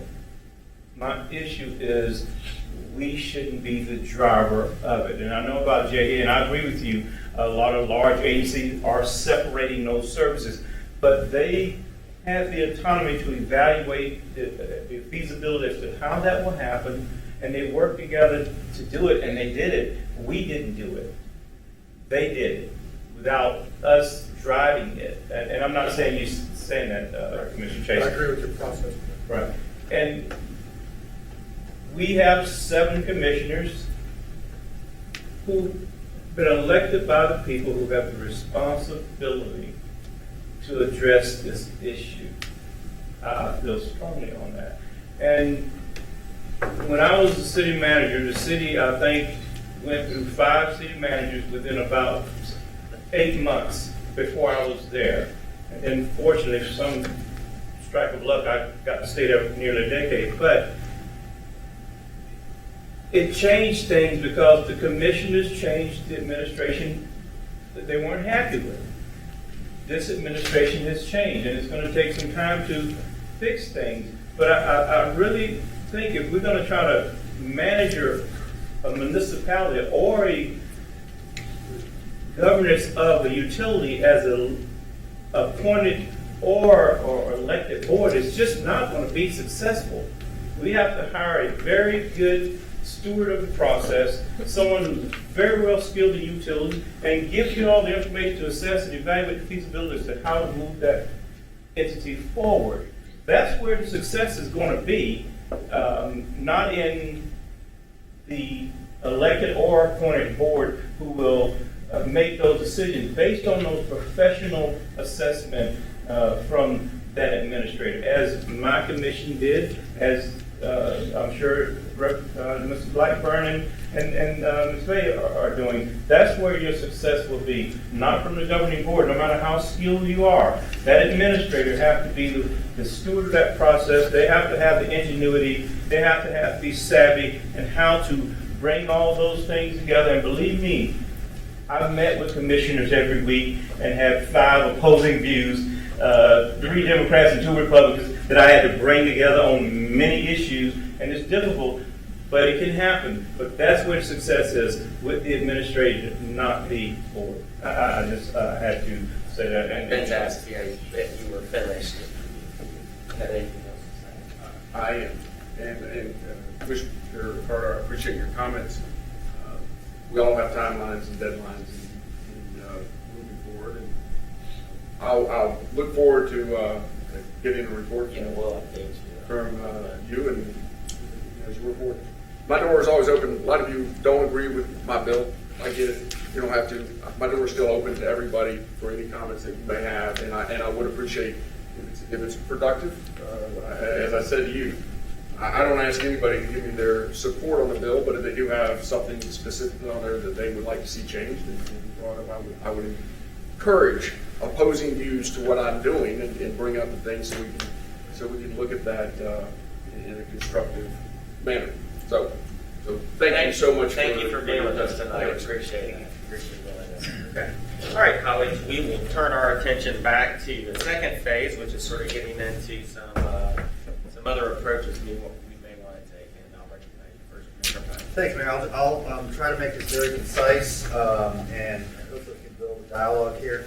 So there's 3 areas that I, throughout these conversations have come up many times from different people, and I'm hoping the areas of consensus. One is the issue of having county representation. The next is that there are different perspectives from different rate classes, residential, commercial, large, low income. And then that there are certain areas of expertise that are represented on a board. And the 4 that I came up with, and again, I'm just kind of starting this, I'm open to additions or deletions, but the areas of expertise, to me, that would be helpful, it seems like, would be engineering or science, financial, building and development, and environment. And so what I envision, and Mr. Brigman's here. I know that you have some institutional knowledge of GAC. Gainesville Energy Advisory Committee. I believe that committee was created due to a judicial mandate. It was a settlement in a lawsuit, and part of that settlement was that the city would create GAC. Is that correct? My understanding is it was the Sierra Club when the Deerhaven coal plant was permitted. The Sierra Club contested the permits, and the settlement requires the city to have an energy policy advisory committee as long as the coal plant operates. Okay, thank you. And so we've got this committee that we have to have, and I think that it's gone through cycles of increased or decreased effectiveness. But what I would suggest is that we could create a committee that's based on GAC, since we have to have it anyway, roll in the functions of the region Utilities Committee and the Rate Advisory Committee or board that we have recently taken some preliminary action on at the commission to oversee all of those functions and responsibilities. And so some of the duties that I considered for this new board would be, they would take referrals from the city commission, so any utility-related referral would go to this board for discussion, analysis, and then report out, similar to what the RUC does now. It would consist of the rate advisory board, so all the rate, as the financial folks were developing the rate plan for that coming fiscal year, it would first go through this committee for an analysis and discussion and eventual recommendation. They would deal with strategic planning for the utility and also be empowered to do self-initiated research where they saw fit. So if they saw something that they were concerned about with the utility or an opportunity, they could initiate that as well. I feel that if we were to have something like that was really the filter and the gatekeeper for what eventually came to the commission, I envision it similar to, say, the plan board, where they do a lot of the yeoman's work. So when we get a final proposal on our agenda, it's gone through, a lot of those questions have been answered, and we usually get a pretty clean product. Now, we don't always, and the commission still reserves the right, say, in issues that go through the plan board, to change those, to not approve them, to ask for, so we still maintain that ultimate authority, but the real, vetting of the issues is done by a board that we appoint. I think it would be important that we empowered this board to engage in professional development. In fact, I think there are some requirements that we could put that they engaged in constant professional development, either within their own profession and showed evidence of that, or we would help to participate that through like American Power, Public Power Association, educational opportunities. I think that this would add great value to the utility and to the decisions that the commission makes. I think that we would get many different viewpoints. I think that we would certainly get a broad spectrum of folks that are affected in different ways by the decisions that are made, and eventually have more public trust and support for the process because their voice has been represented. As far as numbers, I just think it should be a 2/3, 1/3 split. Could be 6 and 3 or 8 and 4. I think if we get much above 12, it becomes untenable. But it's also good to have enough people where you can make sure you always make quorum. So that's something that I think that we can do sooner rather than later. I don't see a downside to it, and I think it is a good step in the direction that we're trying to go. Thank you. If I may, I'd like to go ahead and pass out a one-pager that I drafted that reflected many of the things code has discussed, but a couple of I need a couple more pages over here. I think I have 10. I didn't really go. Well, Make sure all two more over here. Right. Here's I've got two. a couple extra. And I'm sorry, others. Sure.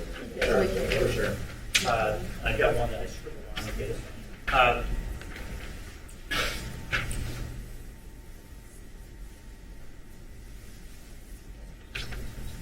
I think I said earlier that really, I thought that it was appropriate that we do something that would address actual concerns and goals that have been identified, that can reduce uncertainty rather than increase it, that can increase accountability and oversight without unduly burdening our staff, the citizen volunteers that might serve on a body like this, or the elected officials, that would increase engagement with our customers and our classes of customers. I think this is something that Commissioner Pope mentioned as well, but without impinging on the fundamental ownership interest of the citizens of Kansas. built. And that would learn from our existing experiences both with GRU, and Commissioner Poe mentioned the GIAC, but I also think more broadly, I think the plan board is a good example of a very significant body in our government agency, how we do things, but that has almost no final decision-making authority. And yet we consider it probably the most significant planning-oriented board in our government.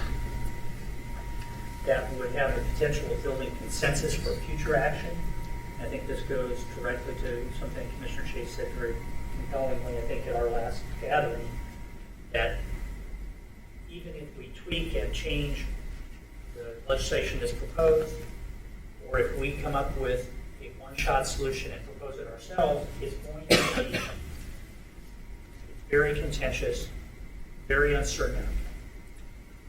I'm a big believer that we would do much better to come up with something that would build consensus today, would be acted upon effectively today, not literally, but sooner than later, and that may have additional outcomes, such as a charter amendment that will revise specific reporting authority in the future.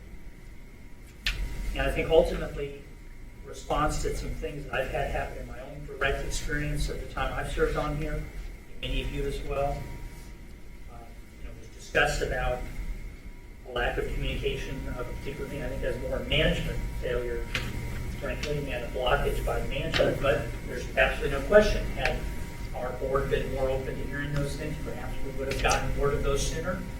Had GIAC been empowered, you'll recall there was a very specific point where a member of GIAC was essentially told, they got right on it, back off. I'm willing to turn it off. That's our AC. Sorry about the noise. We're supposed to get that fixed. So The manager's looking into it. We're gonna. I can go through the points on here. Many of them reflect things that Commissioner Poe said. There's a few that I'd like to highlight that maybe weren't in his contemplation. Certainly, we're not excluded by it.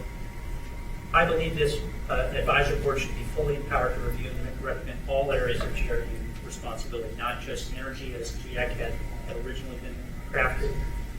I believe it should be appointed by the City Commission, but not have overlapping membership. In other words, not have commissioners serving on this body as well. I think that generates problems of sunshine where those members then can't come and speak to us when they have concerns, which I think would have resolved this sort of issue had it existed earlier. I agree that it should have broad and diverse expertise. I listed utility, financial, and business, but I think the engineering, the science, building and development, and environmental are all good examples of what that could be. I think it should consist of members who are both residents of the city and of larger utility service area, county ratepayers, essentially. I believe it should be funded and established to maintain expertise of the members of this body, including things like the seminars for APPA and other professional expertise related to utility governance. I believe we already need a step by establishing our once-a-month primary utility meeting at the City Commission, and this should be timed so that their recommendations can be very timely to our decision-making of that main GRU meeting. But it should be open and expected that it could have occasion to have ad hoc meetings for consideration of urgent matters. You may all recall that there have been times when the utility has brought things to us on a very short notice because it had to be decided.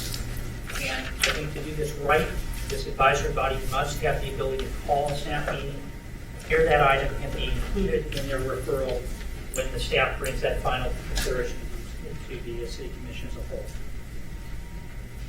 I believe this entity should or shall make advisory recommendations for all utility matters for which the City Commission has ultimate authority as per the city charter today, and as Commissioner Poe suggested, in lieu of the Regional Utility Commission and the GIAC. I also believe it should include a review of all internal and external audit reports relevant to the utility, and from time to time make an implementation report of those audits to the City Commission. I particularly think this would be relevant to have this body in place quickly so that it can help us with what I expect to be a very detailed, lengthy report from Navigant. And that we should have more than just staff or just the elected officials involved in following up on that audit report, and in making recommendations for future audits. Frankly, I think one of the most insightful things of hiring the new auditor was asking the question of, were we assessing risks adequately? Were we involving the city auditor adequately in the review of the utility? And I think if you simply look at, as Commissioner Carter's pointed out, the third of our revenue that comes directly from the fund transfer, and 50% if you include the utility tax, I think you would raise real question as to whether or not we were adequately focused on the utility as an absolutely critical portion of the city audit process. I don't think it was bad intent. I just think it was clear that we were not.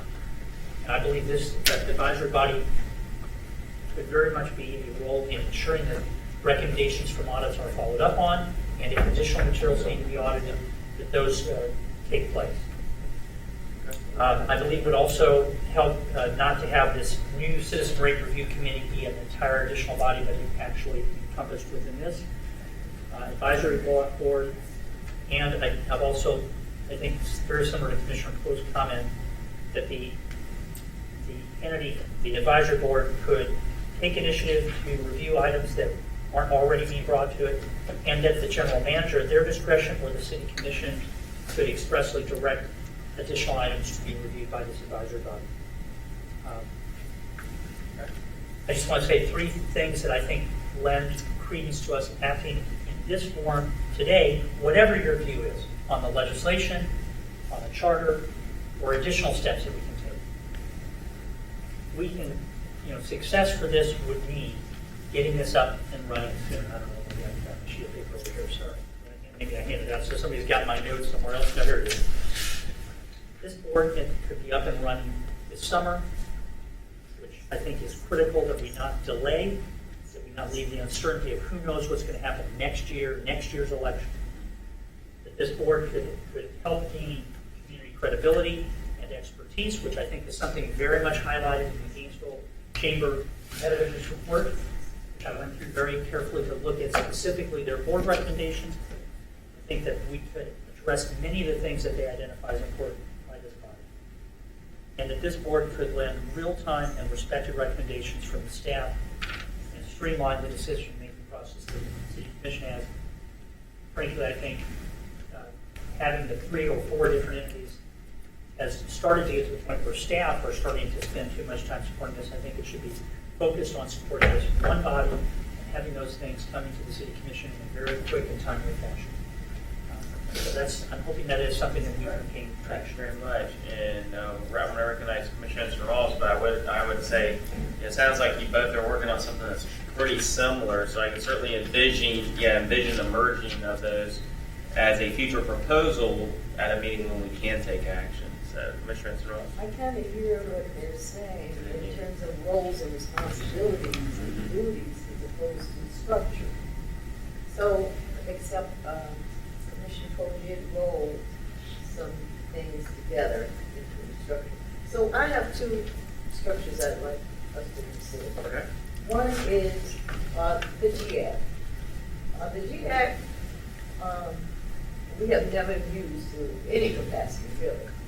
They are a group of experts that we could have been taking advantage of all this time, and we haven't. I envision seeing the GAC operate something like the planning board. I think I heard you say that. Where all those decisions go through the planning board first before they come to us, and they make a recommendation to us. That's one idea. The second idea is the Lakeland model. I liked it from the very start. I still like it.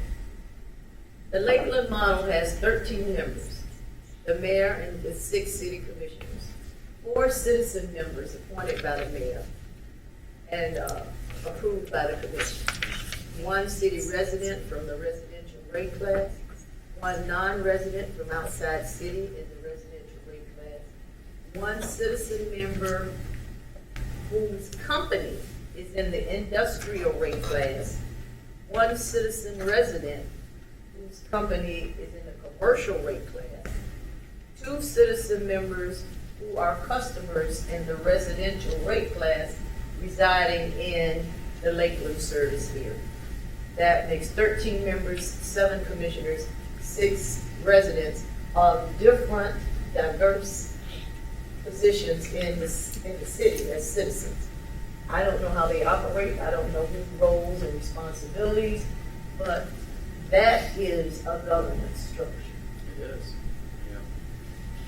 That would you envision that, like for example, GAC transforming into So those are that two different. So we'd have GAC re-empowered, Yeah, and I then think the many of actual us governance. would like to see GIAC Right. empowered to do some things. But beyond that, Yeah.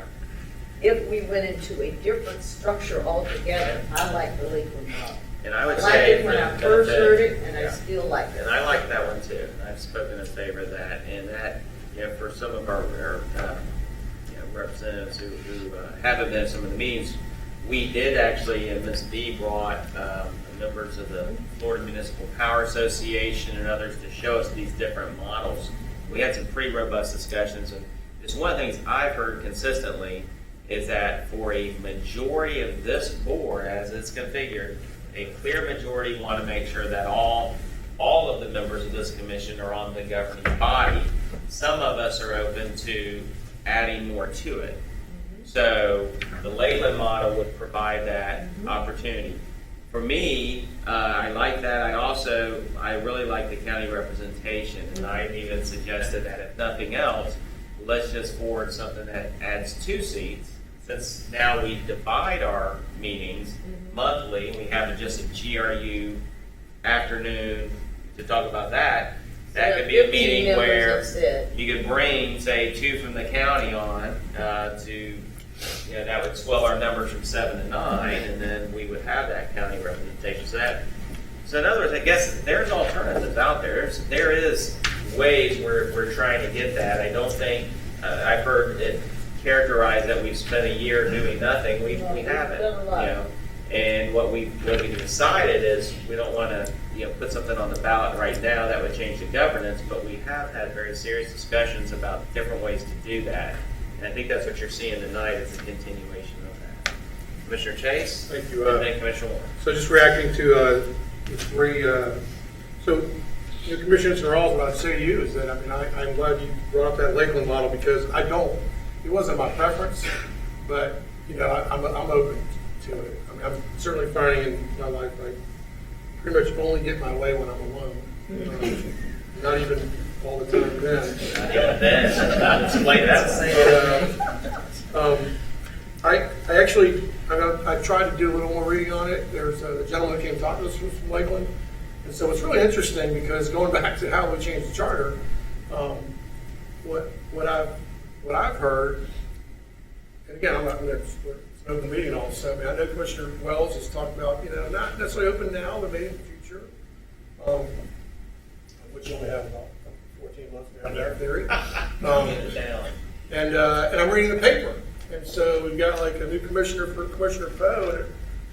And I'm sure the people that are answering the questions are answering because they're running for office. But we could have, Commissioner Poe is opposed to it, but there's candidates that are. That's not true. Okay, well, I'm not. So you would support like a Lakeland model charter change? And I'll make this answer really short. What I support right now is exactly where Randy's going, which is making the changes we can without a charter Fair change. enough. I am absolutely open to continuing that process that might require a charter change in the future if we can coalesce around something. So I'm not. Fair enough. I didn't mean to try to like. Yeah, and I think for the start too, I said I support a Lakeland model in principle.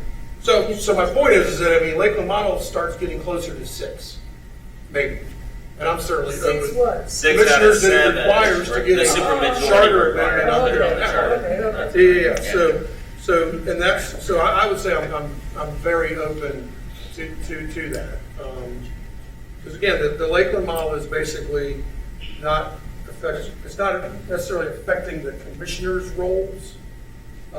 It is lessening our individual, ability to vote on decisions. It goes from 7, where you need 4, to what, 13, you need 7 votes. So it puts more people. So I think that I certainly would be interested in that because one of the other things that I realize in listening to you is that sometimes I think that we get stuck thinking that we have. I get asked. My wife still to this day asks me every single Thursday, "Do I have a meeting?" And every single week I say, no, it's the first and third Thursdays of the month, but whatever that means. I mean, she just thinks I'm, so what maybe at some point we change the way we do a lot of things. Maybe we have, we've talked about this super committee, so maybe we have less committee meetings, but we have, we have an additional commission meeting a week that's only for ordinances. That's it. It's 2 or 3 hours. No more meetings. It's less meetings. Less meetings, more. Because my point is that one of the things that we've all tended to somewhat agree with, and we have different thoughts on it, is the amount of time that we all individually feel like it requires to maybe be properly prepared or do whatever. So, maybe we have these big once a month utility meetings and with this bigger board. Also, I'm open to that, and we'll have to continue that discussion. I mean, we can't take any action tonight, right? So my feeling on the committee thing though is this is where I'm stuck. But I mean, I definitely know that there's a sincere effort on your parts, and I know that you to suggest it has to identify either a problem or an opportunity, one or the other, but certainly not just that we're here under false premises. But I'm not sure if it ends up doing more harm than good, because it doesn't necessarily address the concerns of Representative Perry. It doesn't address Representative Perry's concerns. It doesn't address the chamber report. It doesn't address the false premise group report failing, which I know there's a fair-sized group out there. It really does address the chambers. I'm talking the GX. Oh, I see. I'm sorry, the GX option. Okay, So I've moved on to that one. Yeah, the Lakeland option, totally open for it, and would look for it. So, but the GX option, so I don't think it addresses Representative Perry's. It doesn't represent what the chamber was hoping, chamber group, I should say, or whatever. It doesn't represent the false premise, no problem group. It doesn't represent the citizens who just think it's a good idea necessarily to, again, change where the kind of the broad direction decisions are made and how they're made. And so I think it becomes like, okay, well, it's a committee.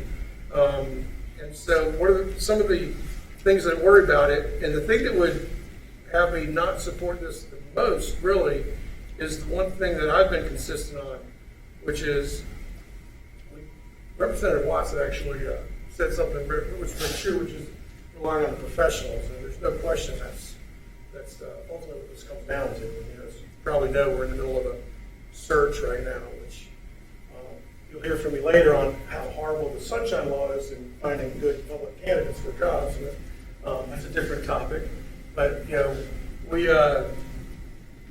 that's true. But the amount of time that staff spends with the 7 of us is quite large, and it varies. Commissioner to commissioner has to do every charter and each issue.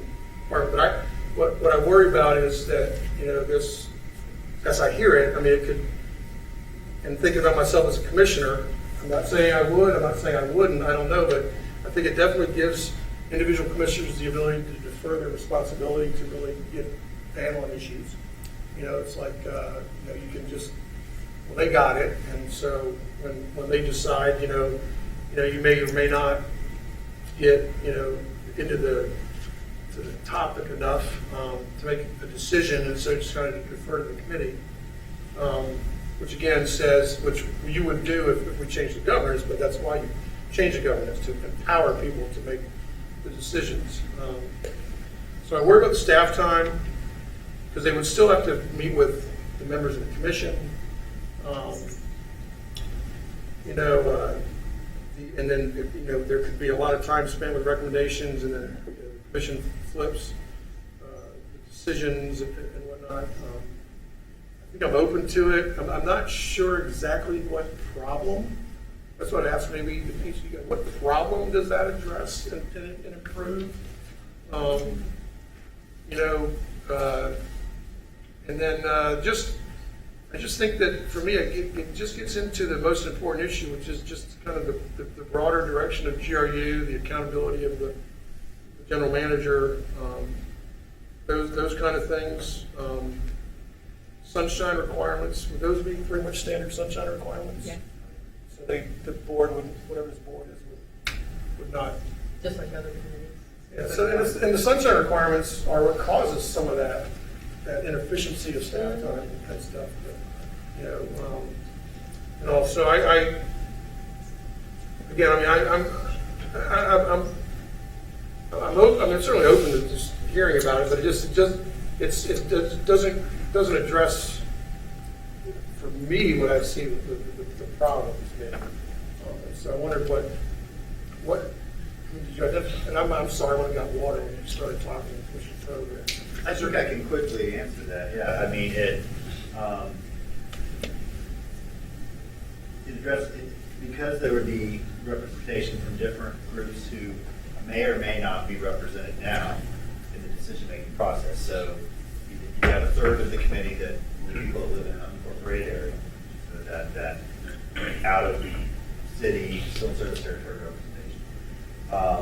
There would be people on there from different rate classes. So whatever policy discussion was happening at that committee, you would have somebody from, say, commercial, large power, residential, multifamily, and would be able to express how that policy would affect them specifically, and share that with everyone else too. So when the decision was made, it took how everybody was affected into it.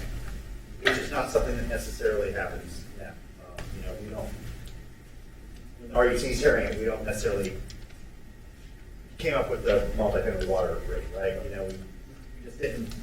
Nobody, that wasn't on anybody's radar, and we found out sort of after the fact when it was too late.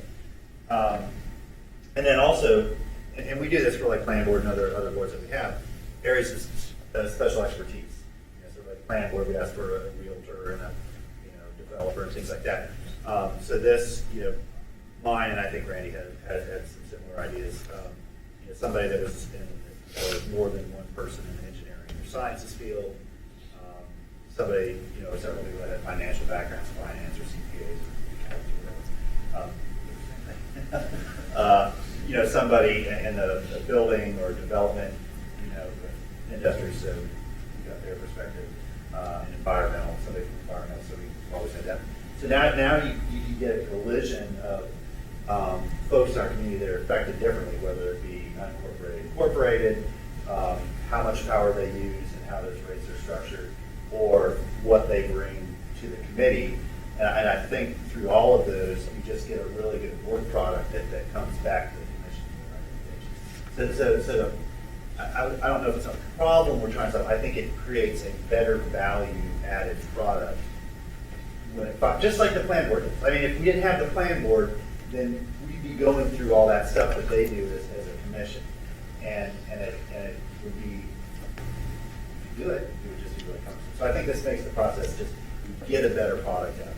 Yeah, so that's the part. Okay, but if I could just react, that's the part to me that I'm not sure that's the problem. See, for me, the problem isn't the small issues. It's broad. It's the big issues. It's the concept of community values into the utility and decisions on things that can impact rates or the. I mean, I'm trying not to go back simply to just correct because that is where we are. But just kind of the more daily, routine kind of GRU items, I don't think are the problem. Let me take you just down feels like punting. Okay, so we have this Power 2020. And I'm sorry, Mr. But I think this is why I wanted to have a roundtable. We got this Power 2020, and really one of the big elements that is our peaking capacity coming up, in the next planning horizon. So let's just say for this discussion, there's kind of two big ways we can tackle that. You can say, all right, we can build new gas-fired peaking units, or we can control it through demand-side management, customer control, getting permission to go into people's thermostats and lower them during the peaks of the day and things like that. So, two ways to tackle the problem, right? You scared commissioners. You've been asking for it, smart meters. When we control the internet locally, we might be able to do I that. have been interested in smart meters. So, but and those aren't the only two ways we can address that issue. But if you took that through this committee, now you're gonna look at folks. All right, large power folks, residential folks, commercial folks. this is how it's going to affect you. Environmental folks who probably are going to argue that we don't need another, gas-fired turbine, are going to give their perspective. The engineers, are going to say, well, here's your efficiency quotient for what you're doing. An economist is look at the trade-offs of each, and so in other words, you're when the final recommendation came to the city commission, it will have been considered by a broad perspective of people, and it will help us with those really big decisions. Imagine if Rec went through that, and all these people tore it apart from their particular angles. There might have been different outcomes, and so, and it also goes back to I think it would be a great value. I certainly don't think it hurts us. I think it actually helps in the short run, but I don't see a downside to it. So. But I understand. I don't think it's a terrible idea. I guess just going back to this, only my experience is that I don't think the problem is the staff of GRU and the recommendations they give us, and I don't think they need to. They do get all that. Everything you're describing, they bring it themselves. So my point, I guess, is that I don't see why they would need to do that. They do that now. I don't necessarily need to think that engineers or whoever might be were part of this decision that GRU did, because ultimately the decision and the discussion is the city commission will still decide issues and all. I keep coming back to Representative Watson's point, which to me is it ultimately comes down the people in charge of the utility from a staff standpoint are, and the reason that I am so just passionate about this governance issue is I don't want a bunch of Todd Chases on the commission, and I don't want a bunch of whoever's, but just if it happens again, I don't want to create the situation. Gainesville couldn't handle I seven. That's awesome. But I just, Amen. and so, I had attacked the clock tick. But that's for me, this deeper issue is that the problem for me has never been necessarily staff, although certainly I've talked about, at least in one case, but it was just that oversight and accountability of the staff. And that's, so I totally get the point. I mean, it's just, it feels. Well, let me do this, because a little time management, we're past 8. Let's set a goal to be done by 8:30, which would include allowing our citizens and some of our guests one more chance to take a crack at it. I don't think we want to rule out an idea right now. So I think so that's why I said that, so that let's not banter back and forth over and over again on this. We have some good ideas that still need to be fleshed out more, but this is a workshop. Yeah, let's get it Is that what you're recorded. doing? Oh! No recording. Did you get that? We in can't a handle certain 7 way. Todd Chases. Did you get that in quotes? Okay. So let's start driving it toward what do we want to see back for discussion. Let's not double down on the merits or demerits of any one thing, and let's get that done so that we can then be concise if you can, please. So that we can then go to model, a Wells model, and and then we can take some final public comment and conclude.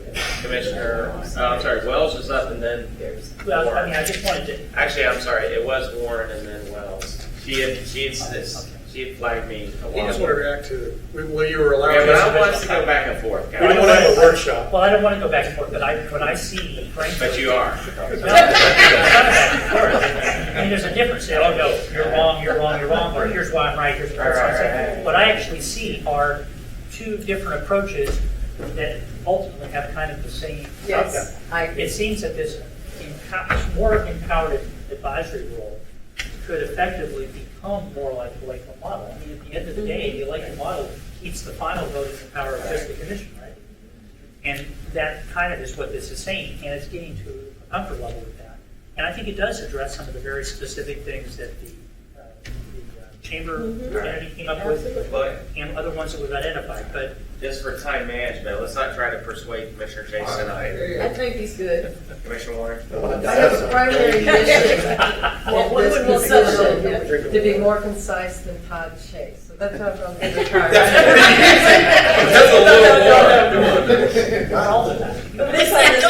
so, I've been looking at the, trying to see what's the difference going to be with what we're talking about and what we currently have with the Gainesville Energy Advisory Committee, the GAC.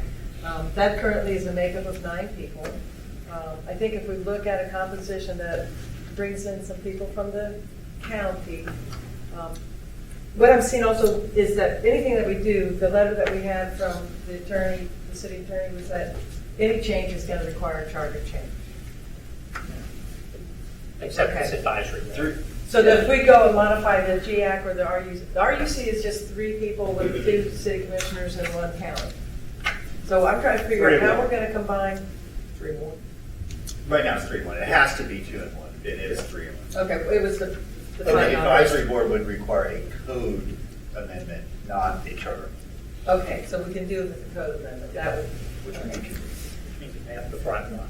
And here, just again, I'm still working on being concise, but I have the floor, Mr. Wells. I know, come on. You got Is that, Randy. here's the thing that I heard Todd say, is that we want to talk about the best expertise. We already have that with GRU. Everything that we do with who we hire at GRU is, we want the best people who are engineers. We want the best people who are financial. We want the best people who can look at the fuel analysis. So what then again are we looking at for this advisory thing? To me, it's like the check and balance part, because our role as the commissioners is not to be the financial experts or the fuel analysis experts and all that. We're supposed to set that vision. We're the ones that say we want to do more for conservation. Big picture, that's what we're supposed to do. That's where we need then this check and balance person to come back in to say, if the GRU staff had at one point thought that we were going down the wrong path and there was a lot of difficult conversations that were going on because they felt like the commission was locked in on one view, somehow, I go back to the model that we were working under a perfect storm. We were trying to work with global issues on energy policies. So I want to see us come back to my concise part here is that we're not having the duplication that we've got with the RUC and the GEAC and then this advisory thing. If we can consolidate the responsibilities to do that checks and balance. The one thing I saw with the Lakeland model, though, is like all the city commissioners are on it, plus an additional panel. And I think I'm not trying to delegate away the responsibility that I have for being knowledgeable. But I'm not here to be an expert on energy efficiency. I'm here to help develop the policy about it. And that's what I want to see, that we get that secondary panel who has a balance of those interests. And how we do that, the Lakeland model keeps coming up as being a good, and general managers like falling out of her chair because she wants to say something. Well, now, Mr. Mayor, I was just going to suggest that maybe staff could, and we'll work with the attorney's office because I appreciate when they've been the lead on this issue, but we can bring you back the Lakeland model fleshed out in more detail so that everybody can refresh, those of you that have heard it and those of you that haven't, we'll go over that. And then we'll, if you want us to, we'll try to mesh the 2 ideas together from Commissioner Wells and Commissioner Poe into a second option, just for discussion purposes, or whatever. We're just here to help, so whatever you want us to do. Great. Thank you. Included? Randy, what? Why don't you and I schedule sunshine of meeting and invite Kathy and we can, because they were very similar. So I think if we could sit down for half an hour, that'd be awesome. Perfect. Commissioner Chase? Could we ask, and I hesitate to do this, but Ms. B, you're pretty bulletproof right now with your limited, interim role that we talked about. Yeah, she's handling all the spheres. So, no, but you can, I would like at some point to hear, are we missing something? Because we got a bunch of non-utility people coming up with ideas on how to run utility. And so there still may be some very inefficiencies in our system that has been here because it's kind of grandfathered and evolved. And I mean, I still think that I still think that there seems like there's almost, I mean, a lot of decisions that we're part of that seem more benign and normal. Maybe there's a, oh, they're gonna love this one. Oh, where's Mr. Connors? He's not gonna like this. We can give more authority to the general manager to do specific things within a boundary or something, or just, but I would say if there's other, in your 30 years of utility experience by your staff, if you've got recommendations to us, you know, maybe bring those to us or something, just, because I think, again, I mean, what's the problem? And I think that, I don't know what that prayer is that you said, like, oya, whatever up there. But I think that Kathy says that every time we have these meetings, because she's like, you know, I mean, because what I know is I know what I've talked to with staff and some of their frustrations at times, and I just want to make sure they're involved in the process, possibly. So don't be afraid to bring us recommendations of simple things even. So.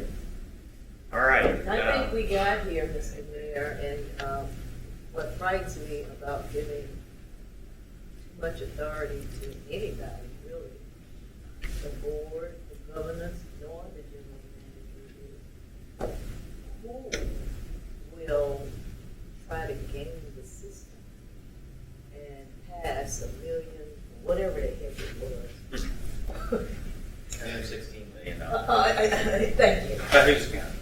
Yeah, don't let you Pretty forget soon it. we're talking real money. Yeah, because, you know, I said this to all my audit candidates. I will tell you again. What I was taught in Miami-Dade when it comes to money, as the CEO of a school, in God we trust. Everybody else we are.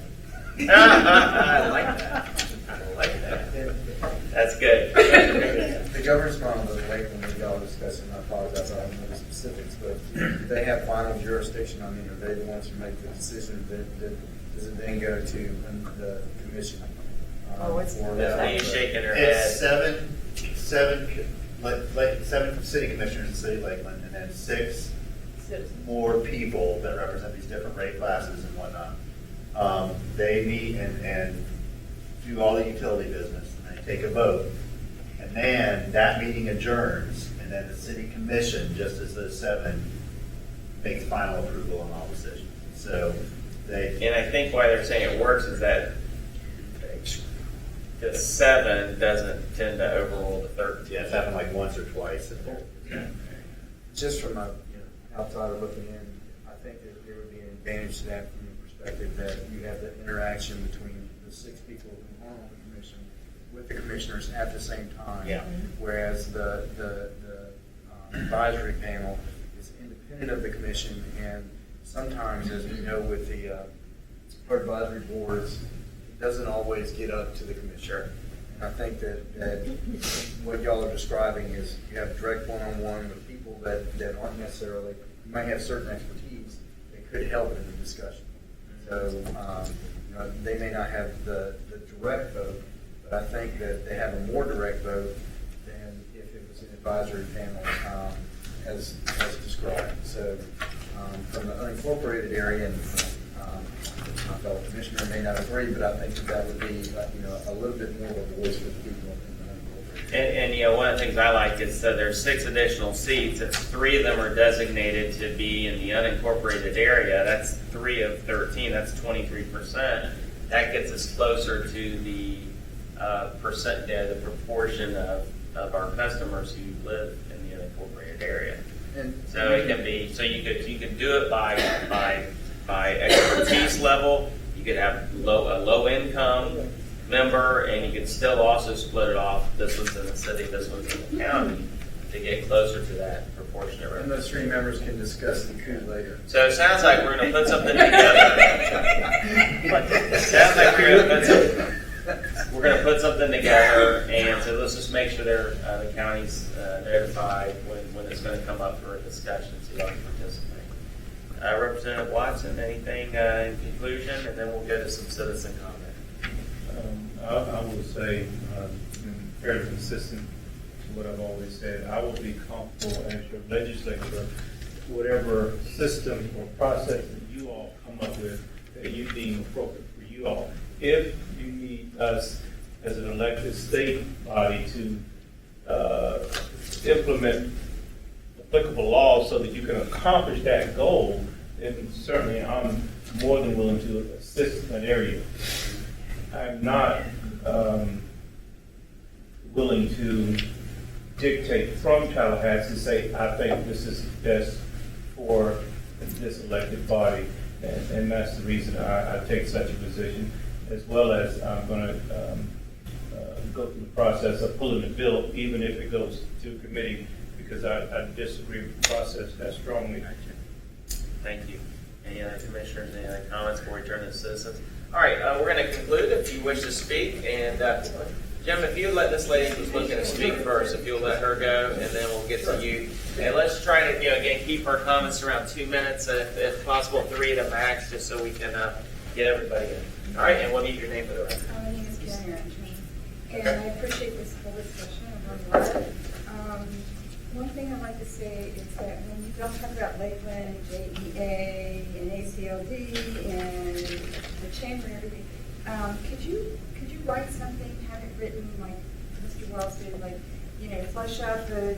It's in the backup. Got it. Pardon? There's It's in the volumes backup. on it in the backup. Go into the Well, let's hear agenda. it. But she I doesn't don't have it in time to print. read all this. Yeah. I like summaries. Yeah. As a citizen, that's all I can handle right now. Right. So when you guys, if you can just like bullet points on Lakeland, bullet points on, I think whatever, so we can, Right. so we can easily read it. Because you're getting your points out pretty good about, how many people are on the Lakeland thing, 76, I'm kind of picking that up. But I need to know what's the difference between the advisory board. Summary of all that. Wow. Don't exhaust your time reading. Let's hear your comments. Commissioner, no other commissioners are allowed to pull that track. Anyway, If we keep doing this, Commissioner Hutchinson will post that this is evidence of a Okay, this is going dysfunctional here. body.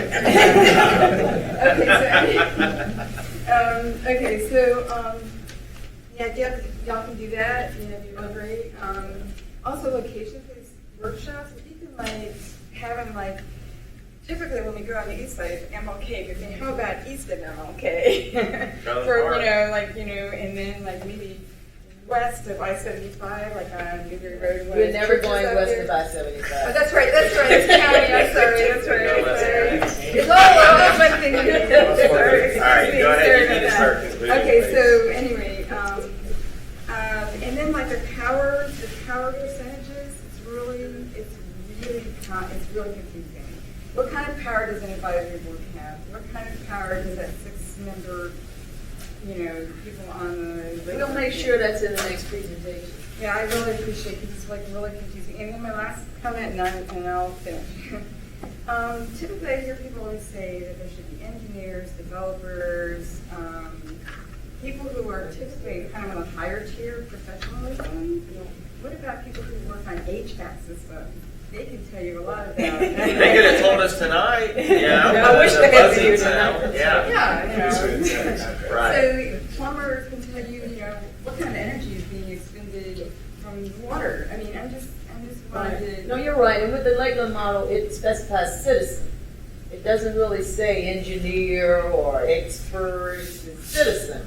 That citizen can be one of these professions, but it could be an HVAC person. Great. Okay. All right. I appreciate it. All right, thank you for your Sorry comments. about the comment Sure. about the. Next speaker, county. very well. And just say, the staff heard your comments about bulleted points. When this comes back for a presentation, I have a feeling the PowerPoint presentation will be lots of bullet points. Would you prefer check marks or the little circles? I want, clover leaf, green clover leaf. All right, so Kathy, we need clovers on It's it. March 7th. All right, next speaker, please. This bill has been rigorously analyzed by legislative staff. And the only thing they said was change the word commissioner to member. So there's no ambiguity between you guys and people on this board. And the question was really shortened to 3.5 lines. And everything else withstood rigorous legislative scrutiny. This bill's going forward. Just want you to know that. And Commissioner Carter's concerns the 9%, it was originally suggested that it be set at 9%. Representative Perry didn't like that. He just wanted it to cap. That was him. So, Representative Perry wrote this bill. He had spent hours with a team of experts crafting this himself, and he's serious about it. And I just want to say one thing about the state involvement. Just think how the Florida Department of Revenue reviews the property appraiser's budget. If the property appraiser doesn't like it and tries to appeal to the state doesn't even have to listen to it. That's to prevent the county commission from bludgeoning the property appraiser into high assessments by not funding them unless they get what they want. Think about how the sheriff can appeal her budget. Same deal. Think about ad valorem taxation, where again, the Department of Revenue is micromanaging local officials to make sure that this grab on the citizens' wealth is not being distorted by local political influences. When it comes to the utility tax, when it comes to a municipally owned utility, there's none of that. There's no PSC watching, there's no Department of Revenue, there's no appeals to the governor and the cabinet. The citizens are flapping in the breeze. And if you think these advisory boards are going to play the role that the Department of Revenue plays, the governor and the cabinet plays, the Florida PSC plays, well, I'm sorry, you're mistaken. This bill was the product of the speech reel that was directed at Representative Perry and myself. The people that wrote this bill weren't paid a dime. Not a dime. I don't know if a bill like this has ever been written by unpaid experts. Thanks. Thank you very much for your comments. Next speaker, please. Nancy Darren. I really appreciate the discussion, and the labeling model was one that I found intriguing. I think GIAC could be much better utilized, so however that's heading seems really good. I had been thinking if GIAC were expanded, having a GRU orientation and workshop for new city commissioners and committee members, which could also function as an annual review of GRU projects and goals for existing commissioners, thinking about staff time and how can we better utilize staff time, that everybody foster a shared base of knowledge and understanding of utility functioning and being better informed, including our citizens. The composition, I think, is a really important point. I agree with Representative our Commissioner Warren about the utility expertise. Really getting top quality staff at GRU is very important. And so with GRU being so multifaceted, getting forestry and environmental and low income, going away from the more scientific business. The FCC today, very excitingly, voted for net neutrality and that municipal broadband could not be blocked. And so with GRU already offering fiber optic and what's happening in Chattanooga and other places, that could be an incredible economic boon and really be great for GRU perhaps. So anyway, I think looking broadly at composition beyond traditional is important. Thank you very much. Next speaker, please. Susan Botcher. I was very happy to hear Commissioner Poe kind of flesh out his ideas, because I think that you're really on track with something here. One of the things that you have looming over you is really with the bill is kind of a time pressure, where the clock is ticking, and if you don't do something to his satisfaction, the bill's going to go through, and that's pretty much what Mr. Connor said. The other thing that we need to understand is that anything other than, of the four things that Nicole Shalley recommended, 3 of them are going to require some kind of a charter amendment.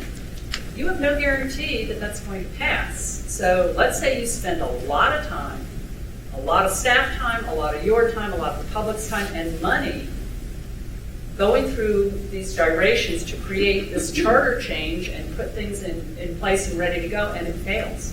What happens then? Is Representative Perry going to come back with yet another bill that's even more onerous than this last one? The easiest step forward, the easiest path forward, and the least expensive path forward is to look at the ordinance that governs GAC and expand it. In fact, this is something that I spoke to a year ago when I was still in office. And I believe I spoke to it at a GRU governance workshop. And that is, you can tweak the section on membership to, satisfy the county membership. And in fact, the current GAC ordinance allows for county membership. So you can specify, how many people are going to be from the city and how many are going to be from the county. You can specify what kind of qualifications you want them to have. The real devil in the details is going to be under section 2.2-359 duties and powers. That's where the devils are in the details, and I really like what Commissioner Poe said. I think, again, fleshed out a little bit more. That this is something that can be done just by a change of ordinance. You can do it much more quickly, much more cleanly than trying to come up with some kind of thing that's going to require a change to the charter that, again, may not pass. And I think we need to recognize the kind of people that have been attracted to GAC already. One is a business owner of a solar panel installation, a retired Honeywell engineer, somebody who's a certified energy manager and a member of the Association of Engineers, a trained energy auditor, green home certified agent, who's a member of the National Center for Construction and Education Research. The qualifications just are there. We have them there. We're just not utilizing them efficiently. So I would urge you to look at the GAC model first and expand what we've got there, because it can be done quicker and it can be done more cheaply. Thank you very much for your comment. Next speaker, please. I just would like to leave you with two brief philosophical comments. The first one is that when Commissioner Chase was talking, I could tell he was very angry, as I'm sure everybody else could, about being lied to. And that's true. And if an employee of mine ever lied to me under those kinds of circumstances, I would fire that person, but I would not give my business away. Which is what that should be something to think about. The other thing is that Representative Perry said that a public utility should not be involved in anything besides this, for this particular kind of utility, besides electrical generation or energy generation. I disagree with that. We are going into an extremely uncertain economic future in the entire country. You can just listen to financial experts talk. Things are up when they should be down, and nobody can figure out why this is happening and that's happening. If we're diversified, it's just like any of you having a diversified portfolio. We are in much better economic shape if we have other things that we can have income. Thank you very much. Next speaker, please. Yes, everybody. Thank you for having this workshop. Really appreciate it. My name is Dustin Stefani. I am on the GAC committee. Okay. And just wanted to say this has been a great discussion. Definitely agree with Susan Botcher here on looking at the expertise there on GAC. And when you guys get together to hash out some of your ideas, specifically, when you guys get together, could you just make sure to include us? When that's going to happen, we'd like to be there. Absolutely. This has been a great discussion. We just want to make sure that we're present. We'll notice the entire, you're speaking of GAC? Yeah. Yeah, we'll send a notice to everyone on the committee of when the meeting date is. Appreciate it. That's about it. Thanks. Thank you for your comments. Do other members of the public wish to speak? Now is the time. Okay, seeing none, commissioners, any concluding thoughts before we adjourn? I think our staff has an idea of what we're looking for at the next, at the earliest opportunity to bring it up to the City Commission. Commissioner Warren. Just want to be able to reiterate how valuable these kind of workshops are. And I know we all have had busy schedules, but it's so hard to have these kind of conversations with the current sunshine law. Yeah. You're looking at the people who put this sunshine law on us. If you want to have that meeting now, we can do it. Commissioners Hutchinson and Pinkerton, thank you for participating. Representative Watson, thank you for participating. Members of the public, thank you for participating. We are adjourned. Staff, thank you for hosting us. GPD.